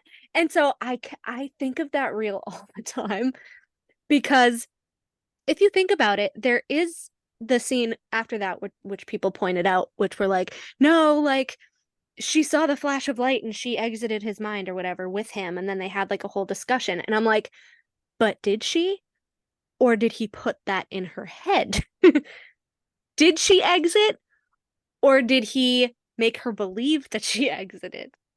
Because he did say, you will be a puppet and you'll be none the wiser. Like, you would have no idea that you're their puppet. You would think that it's all your head and all you when they're really pulling the strings. So I would fucking love that twist. Rhys was I'm going to admit this. Rhys would be probably one of my favorite characters if he stayed the villain. He was a good ass villain. Can you imagine? No, he would be the best villain. He would be the best villain of all time. He is the best villain. Yeah. He's still a villain. He's still a villain. I don't know if you follow Shandy Rose on TikTok. I don't. I don't know if she's been active lately, but she has probably one of my favorite ACOTAR TikToks of all time. And I have it saved like everywhere. And it's basically her going over the High Lords meeting And but she starts it off with, everyone says Rhys isn't a villain, but he's absolutely a villain. The entire Night Court are villains. And she goes over the High Lords meeting and she goes, "This is villain behavior." Like, this is villain behavior. They are villains. What? Because they attack everybody at the High. Yeah. Rhys is like, "We'll get punished if we don't have a ceasefire." And then they're the first ones to fire at people. And she's like, "This is villain behavior." Can you? Well, and the way she says it, I'm obsessed. That's amazing that she pointed that out, because I did have that thought when you think about it, right? And if you're like watching that from Baron, Callias, Lady A, but it's weird. Tarquin, Tamlin, you're looking at them and they're like using their powers against everyone at fucking the clowns, yo. It's a circus. Like, to me, right? I'd be like, yo, what the fuck? I got the invitation to come here and you're attacking me. I came here of my own volition and you're attacking me. Did they come of their own volition? Because they were we've said this so many times. I know we have. They were not on their own side here. No. it was weird. I'm telling you, like, we have again, we have to dedicate a whole fucking video to the High Lords meeting. Yeah. But like, honestly, can we just talk about how fucking amazing would it be if like it turned the last like book or two, everything gets just fucking flipped on us, and it's like POVs are left and right of like how awful Rhys is, how awful Fair, Azriel, Cassian, Nesta, they're fucking villains, and we're like, what? Oh my god, no, because I think Rhys would be the only villain. I think that like he gave himself away in that entire scene. In the but no, he didn't, because in the High Lords meeting, who was calm and collected? Who was calm and collected the entire time and let his court run fucking rampant? It was Rhys. Exactly. Because he's pulling the strings. But I don't think that he just has Feyre. I think he has the whole inner circle. I'm gonna say it. But like, why would he do that to Cass and Az? Like, they're his brothers. He learned from his father. He has been telling us in his own words from book 1 with Tamlin. What does he say when he shows up? You don't remember? Oh. Your father should have taught you how to be a High Lord. Because he's like, I don't pull rank in my court. And then he goes, you should learn how a real High Lord does it, right? And then again, in the High Lords meeting, when Tamlin is like, when he says that awesome thing that everybody hates him for, where he's like, you're just in the what the fuck does he say? Feyre says something about enemies, and then he says, no, you just fuck them or something. And the business of fucking them. That's what he said. Yeah, you're just in the business of fucking them. And so does Rhys even flinch? No. You know what he does say? Wow, you're learning, Tamlin. He's telling us that he's the fucking villain, and nobody is processing this. Dude, I'm telling you, if she writes it like that, God, she would be my favorite fucking author ever. I will lose my shit. But I will also be the first one to jump the fuck on here and be like, and everyone said I was certified crazy. Oh, they're not believing in me. I can't help but laugh, because like, I just can't imagine. Can you imagine the reaction of millions of people across the world who came to us and were like, you fucking bitch, you're fucking wrong. Rhys is so sweet. You have no idea how it would make my entire life. I'm not even kidding. That would be the apex of my life. Right there. Best thing to ever happen to me. Be right about this fucking series. I'm not kidding you. I would just lose it. Like I can't even right now. Even if it doesn't even happen, just the idea of it in like I would lose my ever loving shit.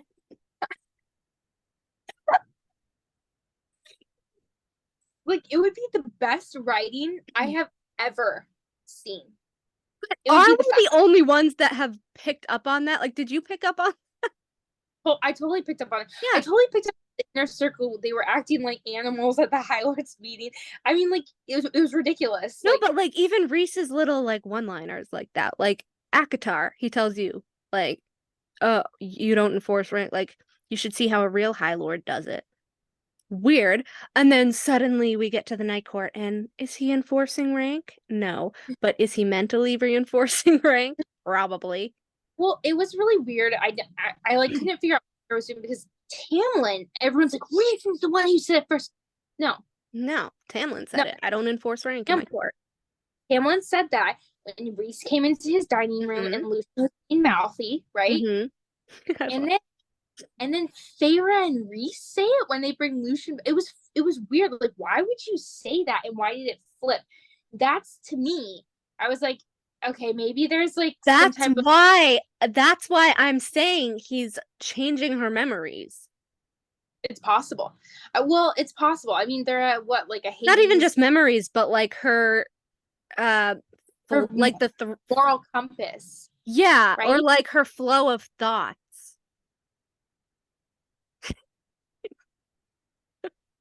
But yeah, it's like so glaringly obvious. I see. I don't know. I can't tell. I mean, I'm torn. I'm torn because It's staring me in the face, and I it can't would make ignore it. it would make everything make so much sense. And she did an interview where she said that Feyre and Reese would be in the Slytherin house, and Tamlin would be a Gryffindor. Gryffindor. So what if SJM was like, you know what? But Like, sorry, go ahead. I know I want to hear it, but I like villains. I want to write from the villain's perspective and like how make everything like super subjective. Like there's not really a villain. It's just how you see the world around you or something. Do you have your books behind you by any chance? I do. Can you get Akamath for me? Yes. Look at what's on the cover.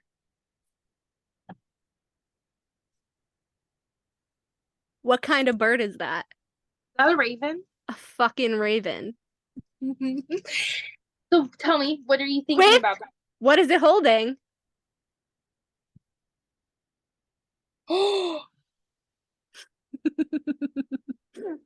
What is it holding? Are you serious right now? Is that a ring? The fucking wedding ring. You never noticed that? I never. So what are you saying? That Reese is one of the twin ravens? Well, no, I think that was it could still be an upcoming thing, and everyone just thought it was the Highburn Ravens, but I do think SJM probably just changed it to the Highburn Ravens. But this was Akamath, not Akawar. And what do ravens symbolize? I had this up the other day, I think, because I was going to make it this point to you. Ravens symbolize custodians of ancient wisdom. They embody shape-shifting gods and goddesses, harboring the secrets of creation and destruction. And then it also says they are said to be a symbol of bad luck and were God's messengers. Ravens appear in many ancient texts and mythology associated with gods or serving as messengers to them. So many still believe that they communicate with blah, blah, blah, blah, blah. Prophecy, insight, and transformation. So Mel, tell me, lay it out for me. Tell me. You really think that Feyre as Feyre would marry him after 3 months? Because it took her a whole fucking 6 to 8 months or whatever it was from the beginning of ACOTAR to Under the Mountain to even utter an I love you to Tamlin. And actually, when was the first time they said I love you? Was the first time she said I love you like during the whole soup thing? I don't know. I don't know. I don't remember. I really need to go back. I think it was. We're so bad at staying on topic. I know. Yeah, and I had to pull up the scene because I couldn't remember what it was, the way it was worded. Uh-huh. But this is in ACO War. And actually this is before Elaine's vision, right? Okay. So this is actually right after they talk about Elaine and Lucian's conversation and how Feyre went into his head. When he was like, when she was like, would you have done it? And he's like, yes, and I would have felt just as guilty afterward. Liar. He wouldn't have felt fucking guilty. But anyway. Also, the whole Lucian did technically violate our rules. Shut the fuck up. I know. But anyways, and then this is what always tips me off. Every single time that they have a conversation, Feyre's like, or Rhys is like, he crossed the line first, remember? And then she says, that thing in me eased a bit more. You're right. And it was done. Conversation over. Like, then I watched Rhys in the mirror as a dark crown appeared in his hands, the one of raven's feathers that I had seen him wear, or its feminine twin, a tiara which he gently, reverently set before the braid we'd pinned into place atop my head. The original crown, it appeared atop Rhys's head a moment later. Together we stared at our reflection, Lord and Lady of Night. Ready to be wicked, he purred in my ear. My toes curled with the caress in that voice at the memory of the last time we'd gone to the Court of Nightmares, which is disgusting, by the way, because I hate that scene. it was a weird scene. And then she was like, yeah, this time I get to make Kier beg. You cannot tell me that Rhys isn't in her head. And also the Raven thing. Also, I looked even more into it because you know how we've been saying how like she puts a lot of like Hebrew stuff in the thing and all of that. So I looked up the like the Bible meaning of the raven and the Hebrew meaning of the raven. So it says in the Bible, blackbirds symbolize temptation and sin. In fact, the blackbird is sent by Satan himself to tempt humans with worldly desires. That makes total sense. Temptation and sin. Human, too, when she was like... Total sense. And then in Hebrew, it is a symbol of death. Imagine if he just fucking gets whatever he wants and, like, kills her. Can you imagine? Oh my god. Or what if he's just, like... What if he's working with Koschei? I was gonna say, like, maybe he's kind of like the messenger for somebody. Like, maybe he's not... It says, like, the devil's messenger. Like, the God's messenger. He's the gods. Koschei?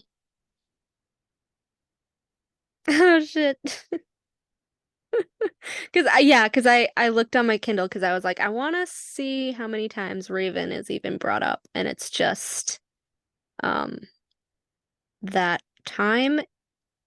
And with Elaine, when she said twin ravens are coming, one white and one black. So was Feyre's crown white? That's what I'm thinking. She didn't say. She said the twin to Rhys's, the feminine twin to Rhys's. but it was like the tiara thing, and then it was Elaine's thing, and then it was um the King's Ravens, which it says the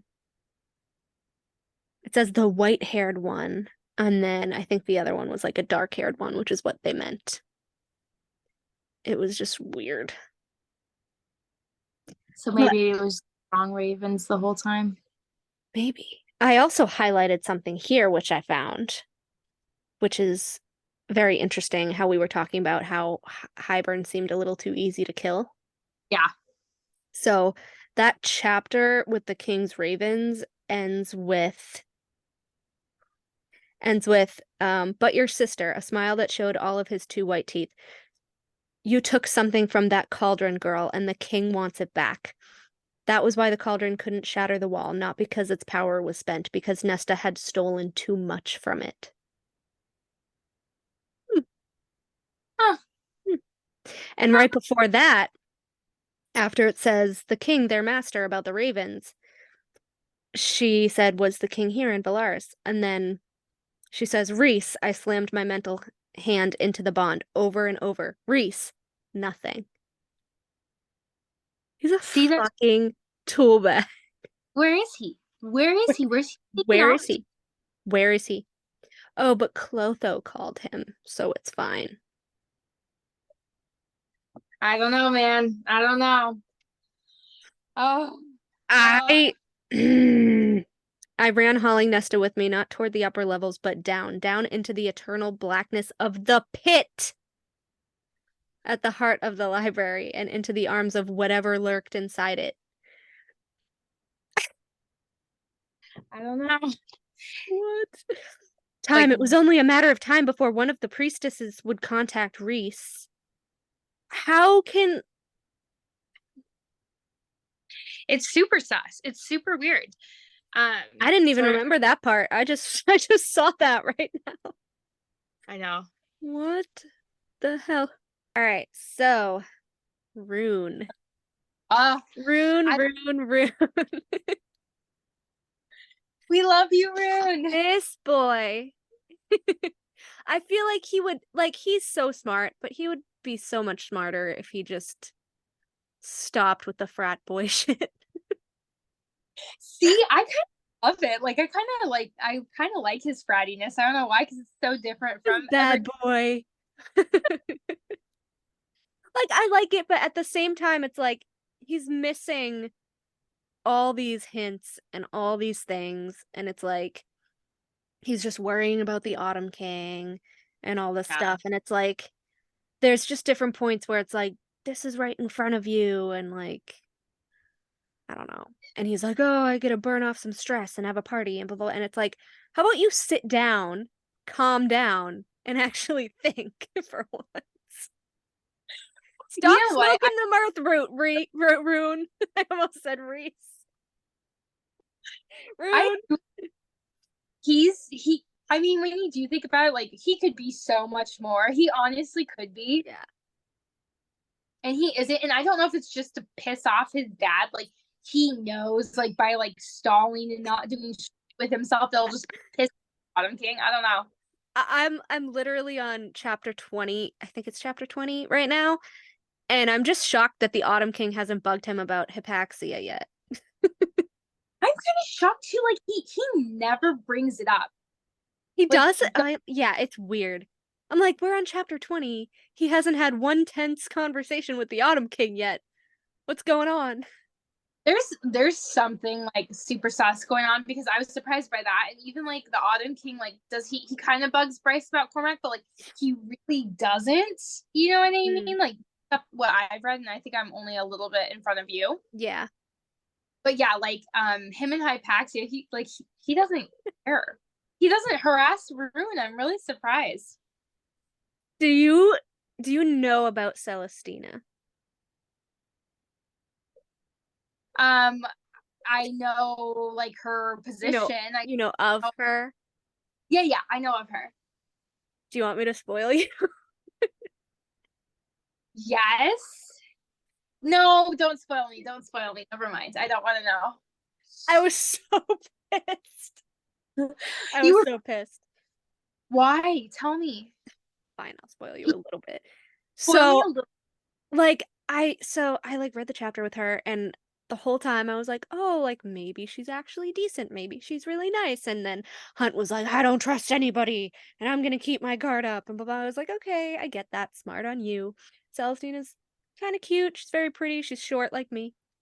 And I'm like, she's nice. She could be a decent person.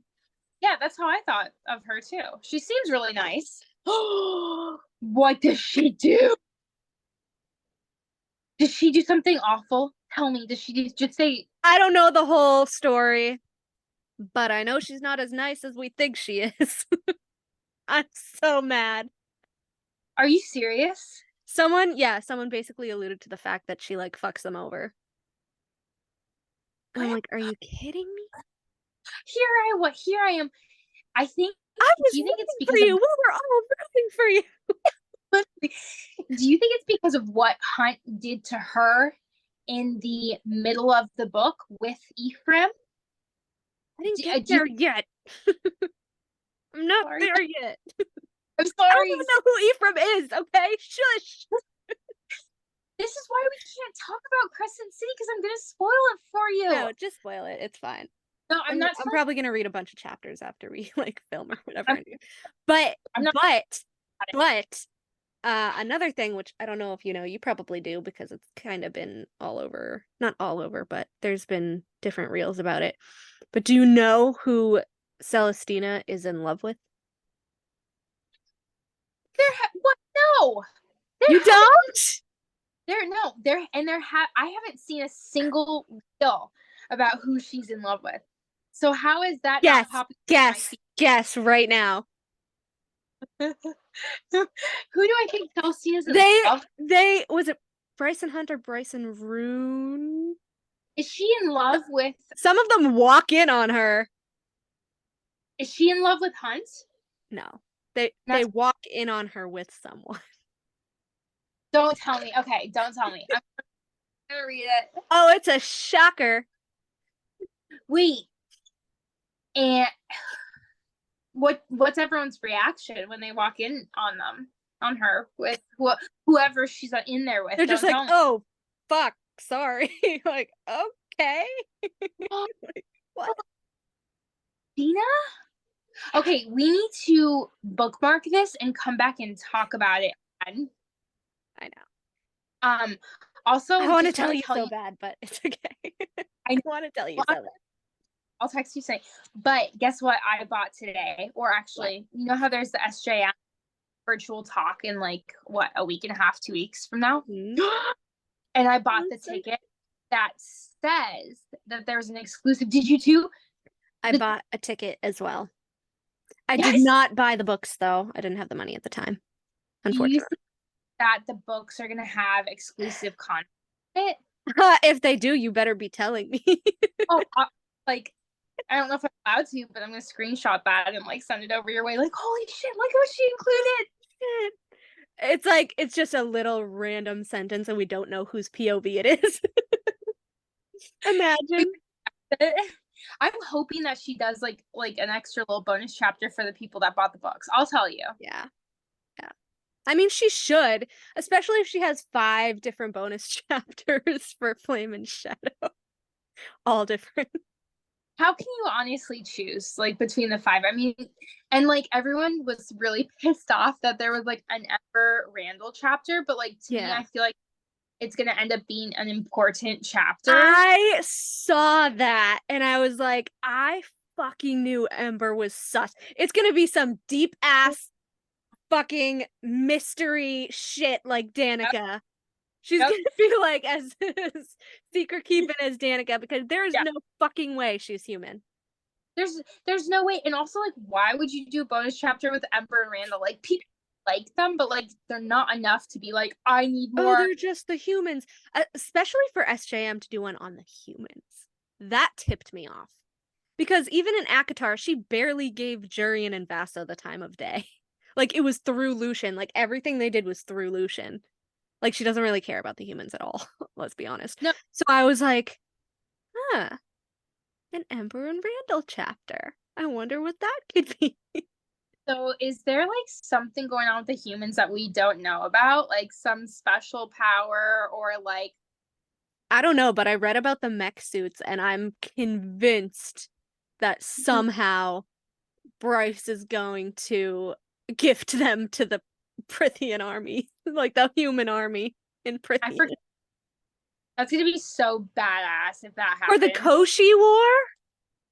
Because they can like withstand, like, yeah, that would be awesome. So I'm so excited. But then But- I got to the chapter in Crescent City, which kind of bothered me.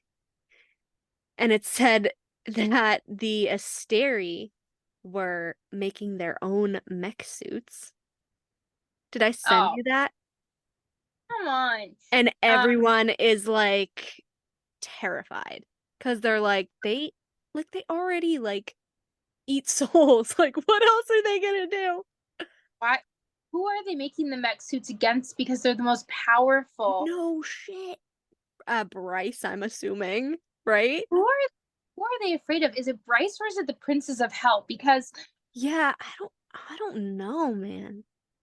and also, like, why do the Princes of Hell want to invade so badly? Do you have like question that? Like, why do they like? What's the deal with that? Well, Adis is like, oh, we don't. Like, we really don't care. Oh, we really don't care. Oh, we really don't care. And Bryce is like, you're a fucking liar. Like, you are a fucking liar. He's There's like, some you have been planning this for centuries. Don't look me in the face and say you don't want to invade. He's like, oh, Why? we're totally fine in hell. Like, no, you're not. no. There's a reason. What's the reason? What's Right? the reason? What is the reason? Tell me. But I'm so yeah, I excited, was though. like, someone was asking who like Hunt's dad was, and of course everyone had all their different opinions or whatever. And I was like, it's Thur. It's the fucking god of thunder. We saw his statue, we saw his bust, we saw Thur's promise, Dusk's truth. So my thing is, Dusk's truth, which is Danica's emails, you've probably read that by now. I've read it, yeah. Dusk's truth is Bryce's story, and Project Thur is Hunt's backstory. Yeah. I don't think I've read the project thing yet. You haven't? No, I think I just got to Dusk's truth. Like I just got there. Okay, yeah, Danica had like a whole like folder and it said Dusk's Truth and Project Thur. So she knew before anyone that like Hunt and Bryce are probably Exactly. Which is why I'm scared that it's another like Karen M bond. I'm I pissed. hate that. Like I hate really that so much. I hate that so much. and I'm gonna say I'm actually scared that that's gonna happen because But then again, they pretty much say that they're like chosen mates. Because he can feel it as like an angel and she can feel it as a fae, but it's not like just a fae bond or just an angel bond, because obviously. But then they like, there was a screenshot that someone posted that I laughed at where basically they like sleep together or they consummate their bond or whatever, and then they have to go meet the Autumn King. Or Bryce has to go meet the Autumn King. oh my And he's God. like, What? he's like, your scents are intermingled now. Like you did this. And she was like, I ain't marrying Cormac. I what do you think of Bryce? Because I personally love her. I thought I was going to hate her just because like of the whole party girl thing Yeah. that I said earlier, but knowing that that's like a guy's, I like her so much more than Feyre. She's so There's awesome. some I know. parts where I'm like, Bryce, Yeah. I know. like, girl. Seems to be a lot of like the main female character, right? Some wishy-washiness. They're either Yeah. super smart or they're acting like they're 15, and it's like, what? Yeah. Like they and I guess this is like part of the beauty of like Sarah's writing and stuff like that, because like they're really cool, they're really badass and stuff, but they've got like some serious flaws to them. Like, you know what I mean? Like, Yeah. I don't know. Like, Yeah. Bryce, I think Bryce out of Feyre and Aelin, granted I have to read more of Tog, like she's my favorite because she's like the most Yeah. like I already know that Aelin is going to bother the piss out of me. I already know. And everyone's like, Aelin's a fire-breathing bitch queen. And I'm like, that's exactly why I'm gonna hate her. Yeah. Well, apparently she like holds secrets from people, and like I really don't think that's Danica. But not only freaking that, but even just like the little clips of like how she talks to Chaol, and it's like, he's human. You can't expect him to like have all of this, not knowledge of the Fae, but like you can't expect him to be okay with like how like feral the Fae can be, like how dangerous the Fae can be. Like he's trying to save his kingdom the same as you. yeah, I know. And she's I like, have I'll fucking kill them all if you do this, blah blah blah. And that's what reminded me of Feyre in the cauldron scene with Tamlin when she's like, I'll fucking kill the spring court if you make me go back. And I'm just like, oh, I cannot read 9 books of a Feyre. I can't. And everyone will tell me like, she's not Feyre at all. She's a badass. She's so much better. She's this and that and the next thing. And I'm like, but every little scrap of Tog that I see where it's Aelin and not Celaena, or even little pieces of Celaena before she becomes Aelin, it's like she just pisses me off. And I'm like, you are not the best thing since sliced bread, okay? There's other people in the world. Like, you're powerful. There's other powerful people. Calm the fuck down. yeah. Everyone is traumatized. Everyone has trauma, okay? No, and that's my other thing with like ACOTAR too. And like I don't know why I can't help it. I wanted, because I was all about Feyre book 1, right? I was like, Yeah. Feyre's my I was like, oh, freaking she's cool. awesome. Yeah. She went mountain for her man, like so cool. And then the series went on, and I was like, who is this bitch? I hated her. I like didn't even recognize her. And like there's a part of me that like I feel really bad that I feel that way about Feyre, because I know you're supposed to love her, like everyone, she's supposed to be like the most likable character, right?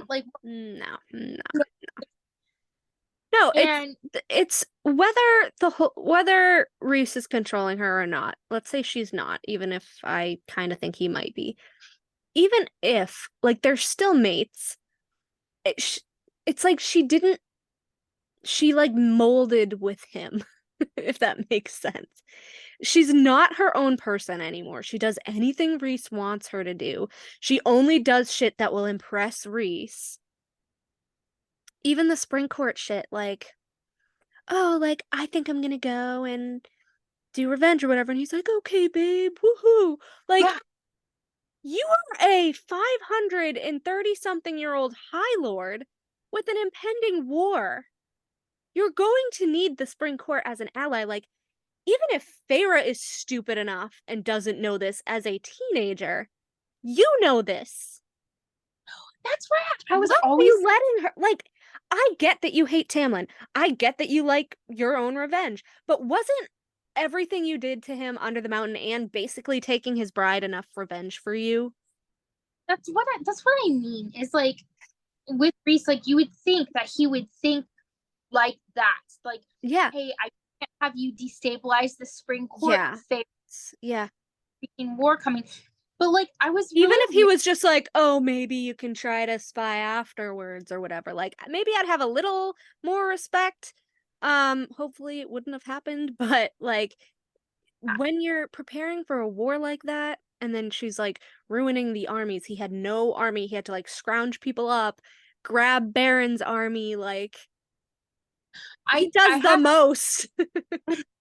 And nobody gives him credit, and it pisses me off. It's like I want to be a hardcore Phazan stan. Like I want to be what we're I want to be accepted. I want to be popular. Like I sleep with you. Well, so I'm all about it, right? I would have been so hardcore Faye Stan. Just had they not been such assholes to Tamlin in general. It was so crazy. Not even unnecessary. just Tamlin though, but Lucian. Yeah, like what? She turned on Lucian. Like she fucking So turned bad. on Lucian. And she treated him like shit.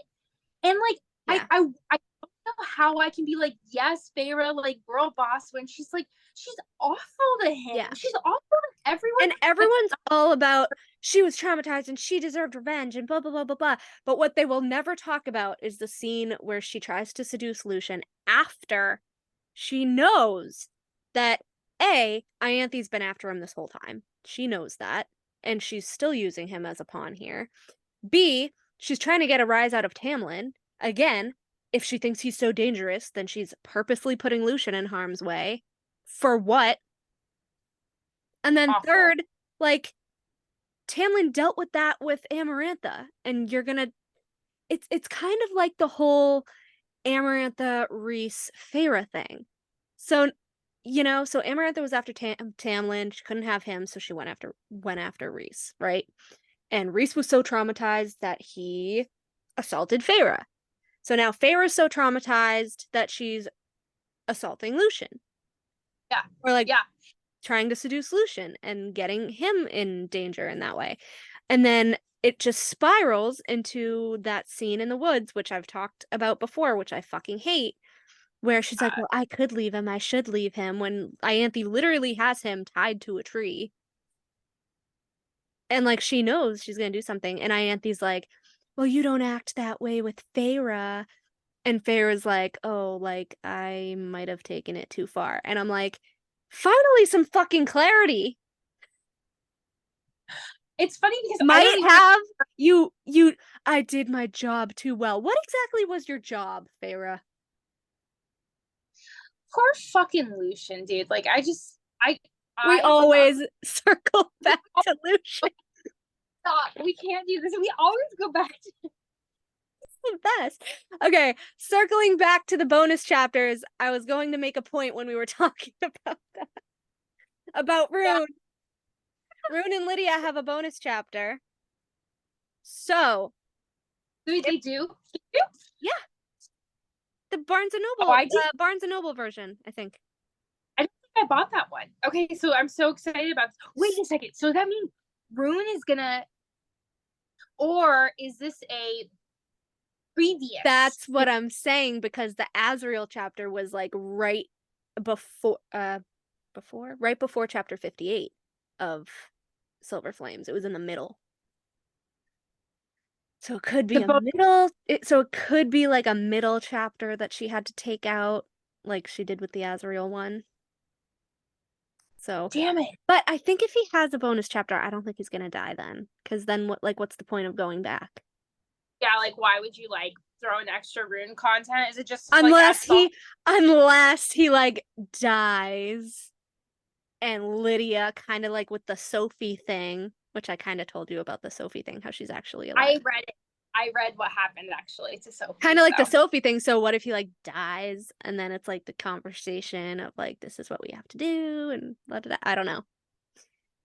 But Hunt isn't going to die because he's a main. It would be like killing off Rhys, and Sarah doesn't have the balls for that. I'm sorry. But she just doesn't. She would never kill off Rowan. She would never kill off Rhys. She would never kill off Hunt. Okay, is that confirmed though? Because the only thing is I could think she killed off Sam. And to me, Sam was a main character, right? Like kind of. Well, not really, because you could argue that Sam was only in a novella. He wasn't in like the actual books. And not only that, but Aelin was an alias back then, so technically it was like a different lifetime, you know? Yeah, that's true. But I mean, I don't know. With the whole thing about Bryce thinking like, do they actually have stars in them? Like, I have a star in me. Like, the power of the sun. And I was like, right, which leads back to our script. Yep. Right here. We're here. Let's stick to the script. okay, we did go over because we didn't stick to the script at first, but we did go over how the mother, Lauren, is 2 centuries older than Rune, but they look the same age. I think we went over maybe we just did that over text. The mind speaking thing when he was 4. I laughed so hard at that. Did you read it? I did. It was so cute. It was so cute. I asked her for a sandwich and she screamed. And then she just kind of held her head in shock. And I ignored it. And I never did it again. Because she would have handed me over to my dad. But did she scream because, like, oh my god? Or did she scream because, oh my god? I know. I know. Like my brother. You cannot tell me that when she was like a rebellious teenager or whatever, Reese wasn't always in her head like, get the fuck home right now. I do hope, like, I hope our theory is right, because I would love to see some Reese, like, Lauren interaction. I know. I mean, because, like, I do love Reese separate of Feyre, like, as a character. Yeah. I mean, it depends. Yeah. But him and, like, his dynamic with his sister kind of reminds me, like, I feel like it would be like Bryce and Rune, like a yeah, exactly. Like, really fun relationship, you know? So who was it that said, was it Declan? I think it was Declan. He was like, "Oh, you look like you're in a bad mood today. Is it bad daddy, little sister, or hot fiance?" so good. It's He so was good. like, "None." He's Scottish so cousin. I continued the graphic audio, and I'm actually sickly getting used to it, but did you hear it? I sent it to you. No, I didn't listen. I sent it to you. I'll go listen to it. He's so Scottish. But the thing, getting back to the script that I want to talk about, I love that you and I were mentioning it, is like, so were you questioning Rune's father? Is that what I'm seeing here? Are we thinking that maybe the Autumn King isn't his dad? Yeah, Tamlin's definitely his dad. Like, it's there's no doubt in my mind, especially, like, I know that we haven't really seen any interactions from them in Crescent City 2 quite yet. Yeah, that's true.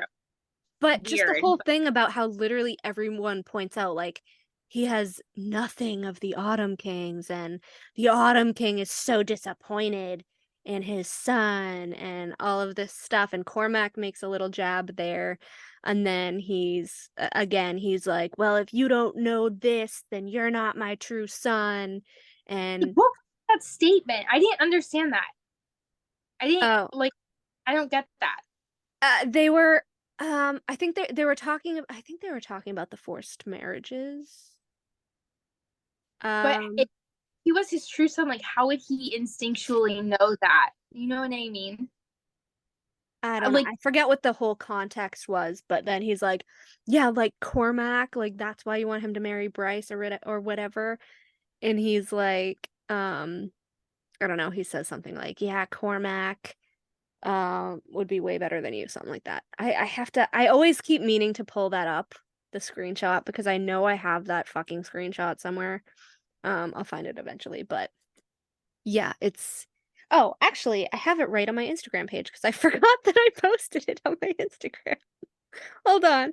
I posted it, and I also posted the Sun one about Bryce and the Asteri. Excuse me, guys. I have a little baby at home, so I'm not getting much sleep. So if I'm yawning, just excuse it. But I've put a few on my Instagram. One of the ones being, as I pointed out to you over text, was Baxian has Illyrian armor. Which I didn't the even reptile scales overlapping. All this. Yeah, it was awesome. I can't find it right now. That's okay. Well, yeah, so I don't know if I can find it right now, but there was just like there's so much shit that he can't be his father. Well, it's like, why was he burning him? And when he was a kid, why was he, is it to, like we talked about, get him to manifest some of that like starborn starlight power? Or Yeah. is, he knows that he's not really his son, so he abuses him because he's pissed about that. But then why would he keep Rune if like he's not really his son? Right? Like, Right? why heir if he's not really your kid? I don't know. Like, he doesn't owe that to Lauren. He doesn't have to keep her. See, I go back and forth. I think we've probably been over this a million times, but I think I go back and forth about whether he actually knows or not. Because, like, at some points it's like he knows, but then at some other points it's like he doesn't know. And I'm wondering if Lauren has some sort of mind thing on him that, like, there's moments of clarity. Yeah. I know, but then I also go back and forth being like, maybe the Autumn King really is his dad, Like, I do think that, but there are these weird little comments about, you're not my true son, blah, blah, blah. Yeah. That a lot, but. There was a comment I forgot to talk to you about on the Crescent City Facebook group. Okay. And somebody said that Rune's ordeal wasn't his ordeal. That was me. Oh, that was me. Okay. I was trying to figure out who it was, whether it was you or someone else. Yeah, I was like, no. But actually it makes sense because maybe he was just lured down there to find the sword. Like Cormac's dad wanted him to just find the sword, right? Yeah. So he thinks, okay, because I had that moment of clarity the other day, right? He literally, and you and I talked about, the Rune even says that the harder the ordeal, or like really the more traumatic, the more powerful the person. Right. So he thought his ordeal was like obtaining the sword on Avalon Island with his two friends, right? But that was not his ordeal. The ordeal he's gonna go through is like the Asteri dungeons. That's his fucking ordeal. So it that to me hopefully indicates that like there are big plans for Rune in the future. That's what I'm hoping. That's what I How think. is he going to, like, is Sarah gonna do a bait and switch again and have him like also explode with starborn power? I would and then like share it, because the whole thing with the sword where he's like, it really should be yours, and she's like, no, it's yours, you got it from the thing. He's like, but you're the starborn one. She's like, but you're also starborn. And I'm like, oh my god, somebody just take the fucking sword. So here's the thing, like, what if Azriel is not meant to be the holder of truth teller? What if one's for Rune and one's for Bryce? Like, someone gets the sword, like that, and then their swords are reunited. They're ruling the Dusk Court. But yeah, I swear to Rune's ordeal. Like, the Asteri dungeon is his ordeal. He has yet to go through it. And I'm hoping that means that he's going to come out super powerful and like still be alive. I told you my theory of what I think is going to happen down there based off what the Oracle said, but I don't know. I just think like I think that I don't know. A part of me kind of thinks that like Rune and Hunt, if they destroy like the Asteri or something, that they're going to like become gods in a way. Like, I don't know. Like, we know, or at least I think that, like I said, Hunt's dad is Thur, the god of thunder, which it's getting more and more obvious during the series. But I don't know. Like, there was also, yeah, go ahead. It was weird because Thur is also a planet too, right? Is it? I thought that's what I read in Twilight of the Gods. That's what I'm saying. Jessica. Hmm. I thought I saw somewhere. I don't know if someone was theorizing or if it's true, but someone said that maybe Jessica was Thur's lover, one of his lovers. But if that's true, and he's on like the Twilight of the Gods planet or whatever, that means she can go back and forth too. Which reminds me again of Meryl. Oh yeah. Oh yeah. And I saw that theory today about Marvel, and I think that's actually probably pretty accurate.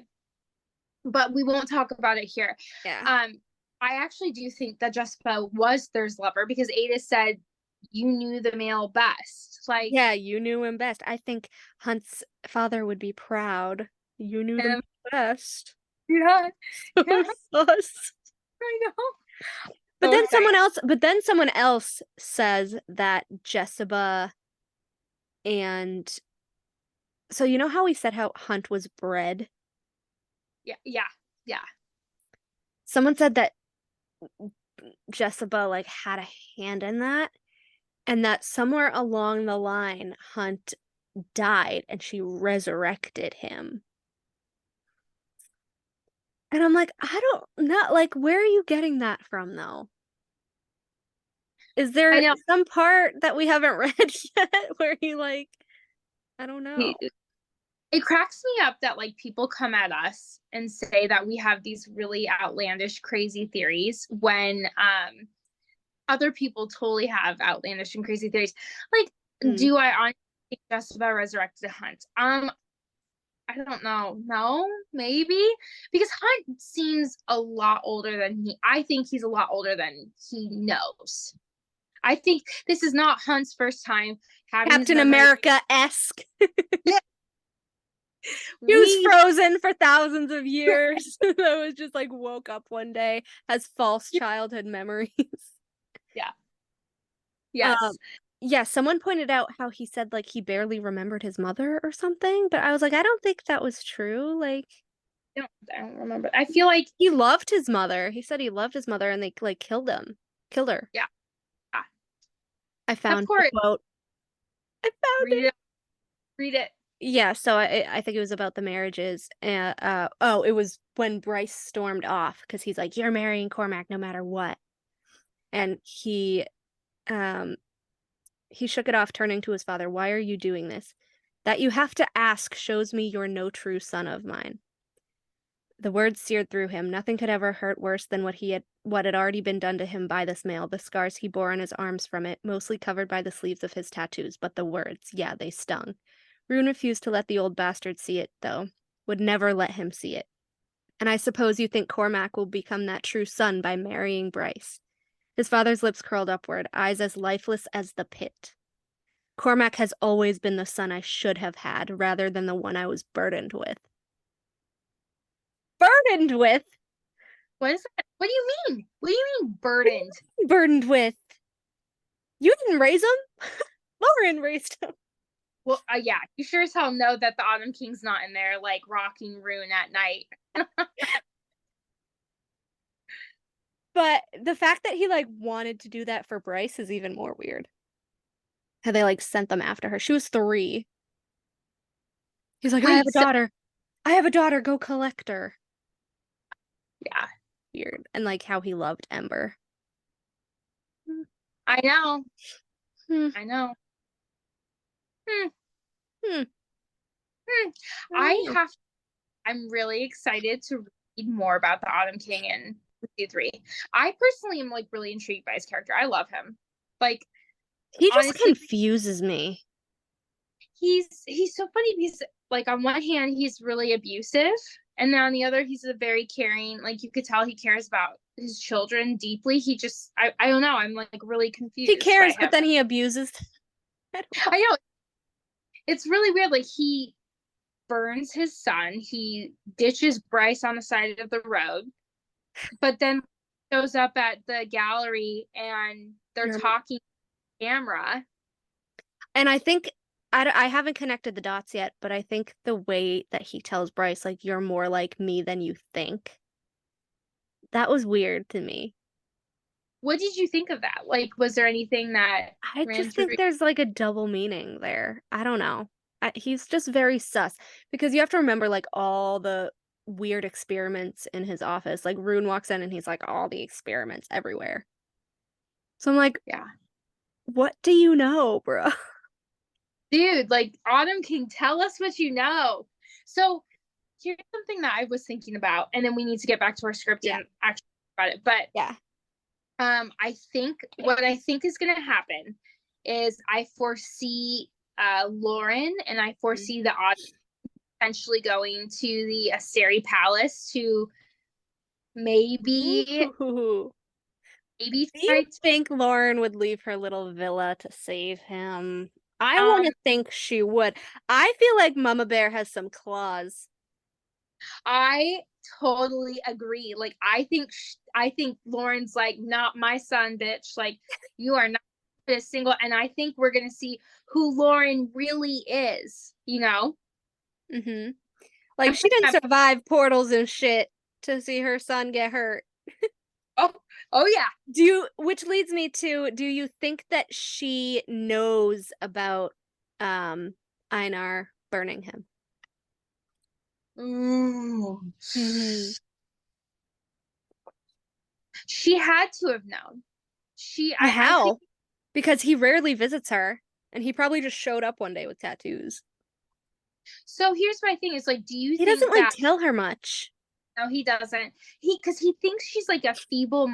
Like he alludes to the fact that he thinks she's like not mentally right. Yeah. And She's I so think subservient and loyal to my dad. That's why I don't think like he would have told her. really, I is he living with her or does he live with the king? I can't tell. Like, now When he's he an was adult. little, Yeah, when he was a kid, who did he live with? I he lived thought it with was. he lived with Lauren for a while, and then he mentions that like he was moved to whatever to have his powers assessed. Oh, And okay. that's when he was like burned and everything.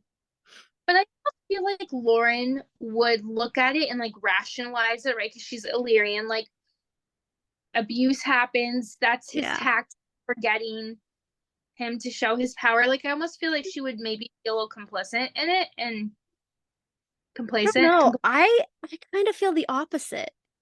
Really? Yeah.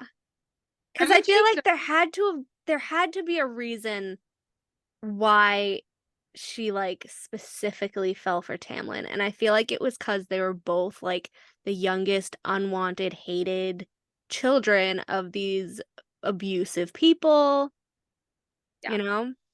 Yeah. And like, But it's yeah, she was an Illyrian female, so the father was probably like, you have to do this, or I'll clip you if you do this, you know? yeah. Yeah. Yeah. We Speaking don't even of know that, if she was clipped. so when Reese was recounting the story, was it him and his mom only that were out flying at night, or was it like the three of them? It was him and his mom. I thought that Lauren was included with them, but now like this is what I mean. You have to It's do a so reread. weird. I don't know. I don't know. I don't know. I don't know. I do think though that she's got like a lot of power, and like I hope we see something amazing happen in the next book. I I do want to note something weird about, not weird, but something coming back to your theory that her and the Autumn King will show up for Rune, because yeah. there was something I highlighted that I kind of sort of screamed out loud at. It's me. And I think you know what it is because I think I might have sent it to you, but I'm gonna read it to you. It's when Bryce is talking to Fury. And Fury says, or Bryce says, I thought this was a wolf thing. Is it special? And Fury says, I only know about it because she confronted me when we first met. She scented me and wanted to understand. Which again, what is Fury then? Fury's eyes darkened. We sorted out our shit, but Danica knew something dangerous about me, and I knew something dangerous about her. It was as much as she had ever said about being whatever she was. Fury. Why is it dangerous to be a bloodhound?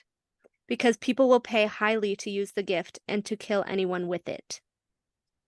Imagine being able to tell someone's true lineage, especially if that person is a politician or some royal whose parentage is in question.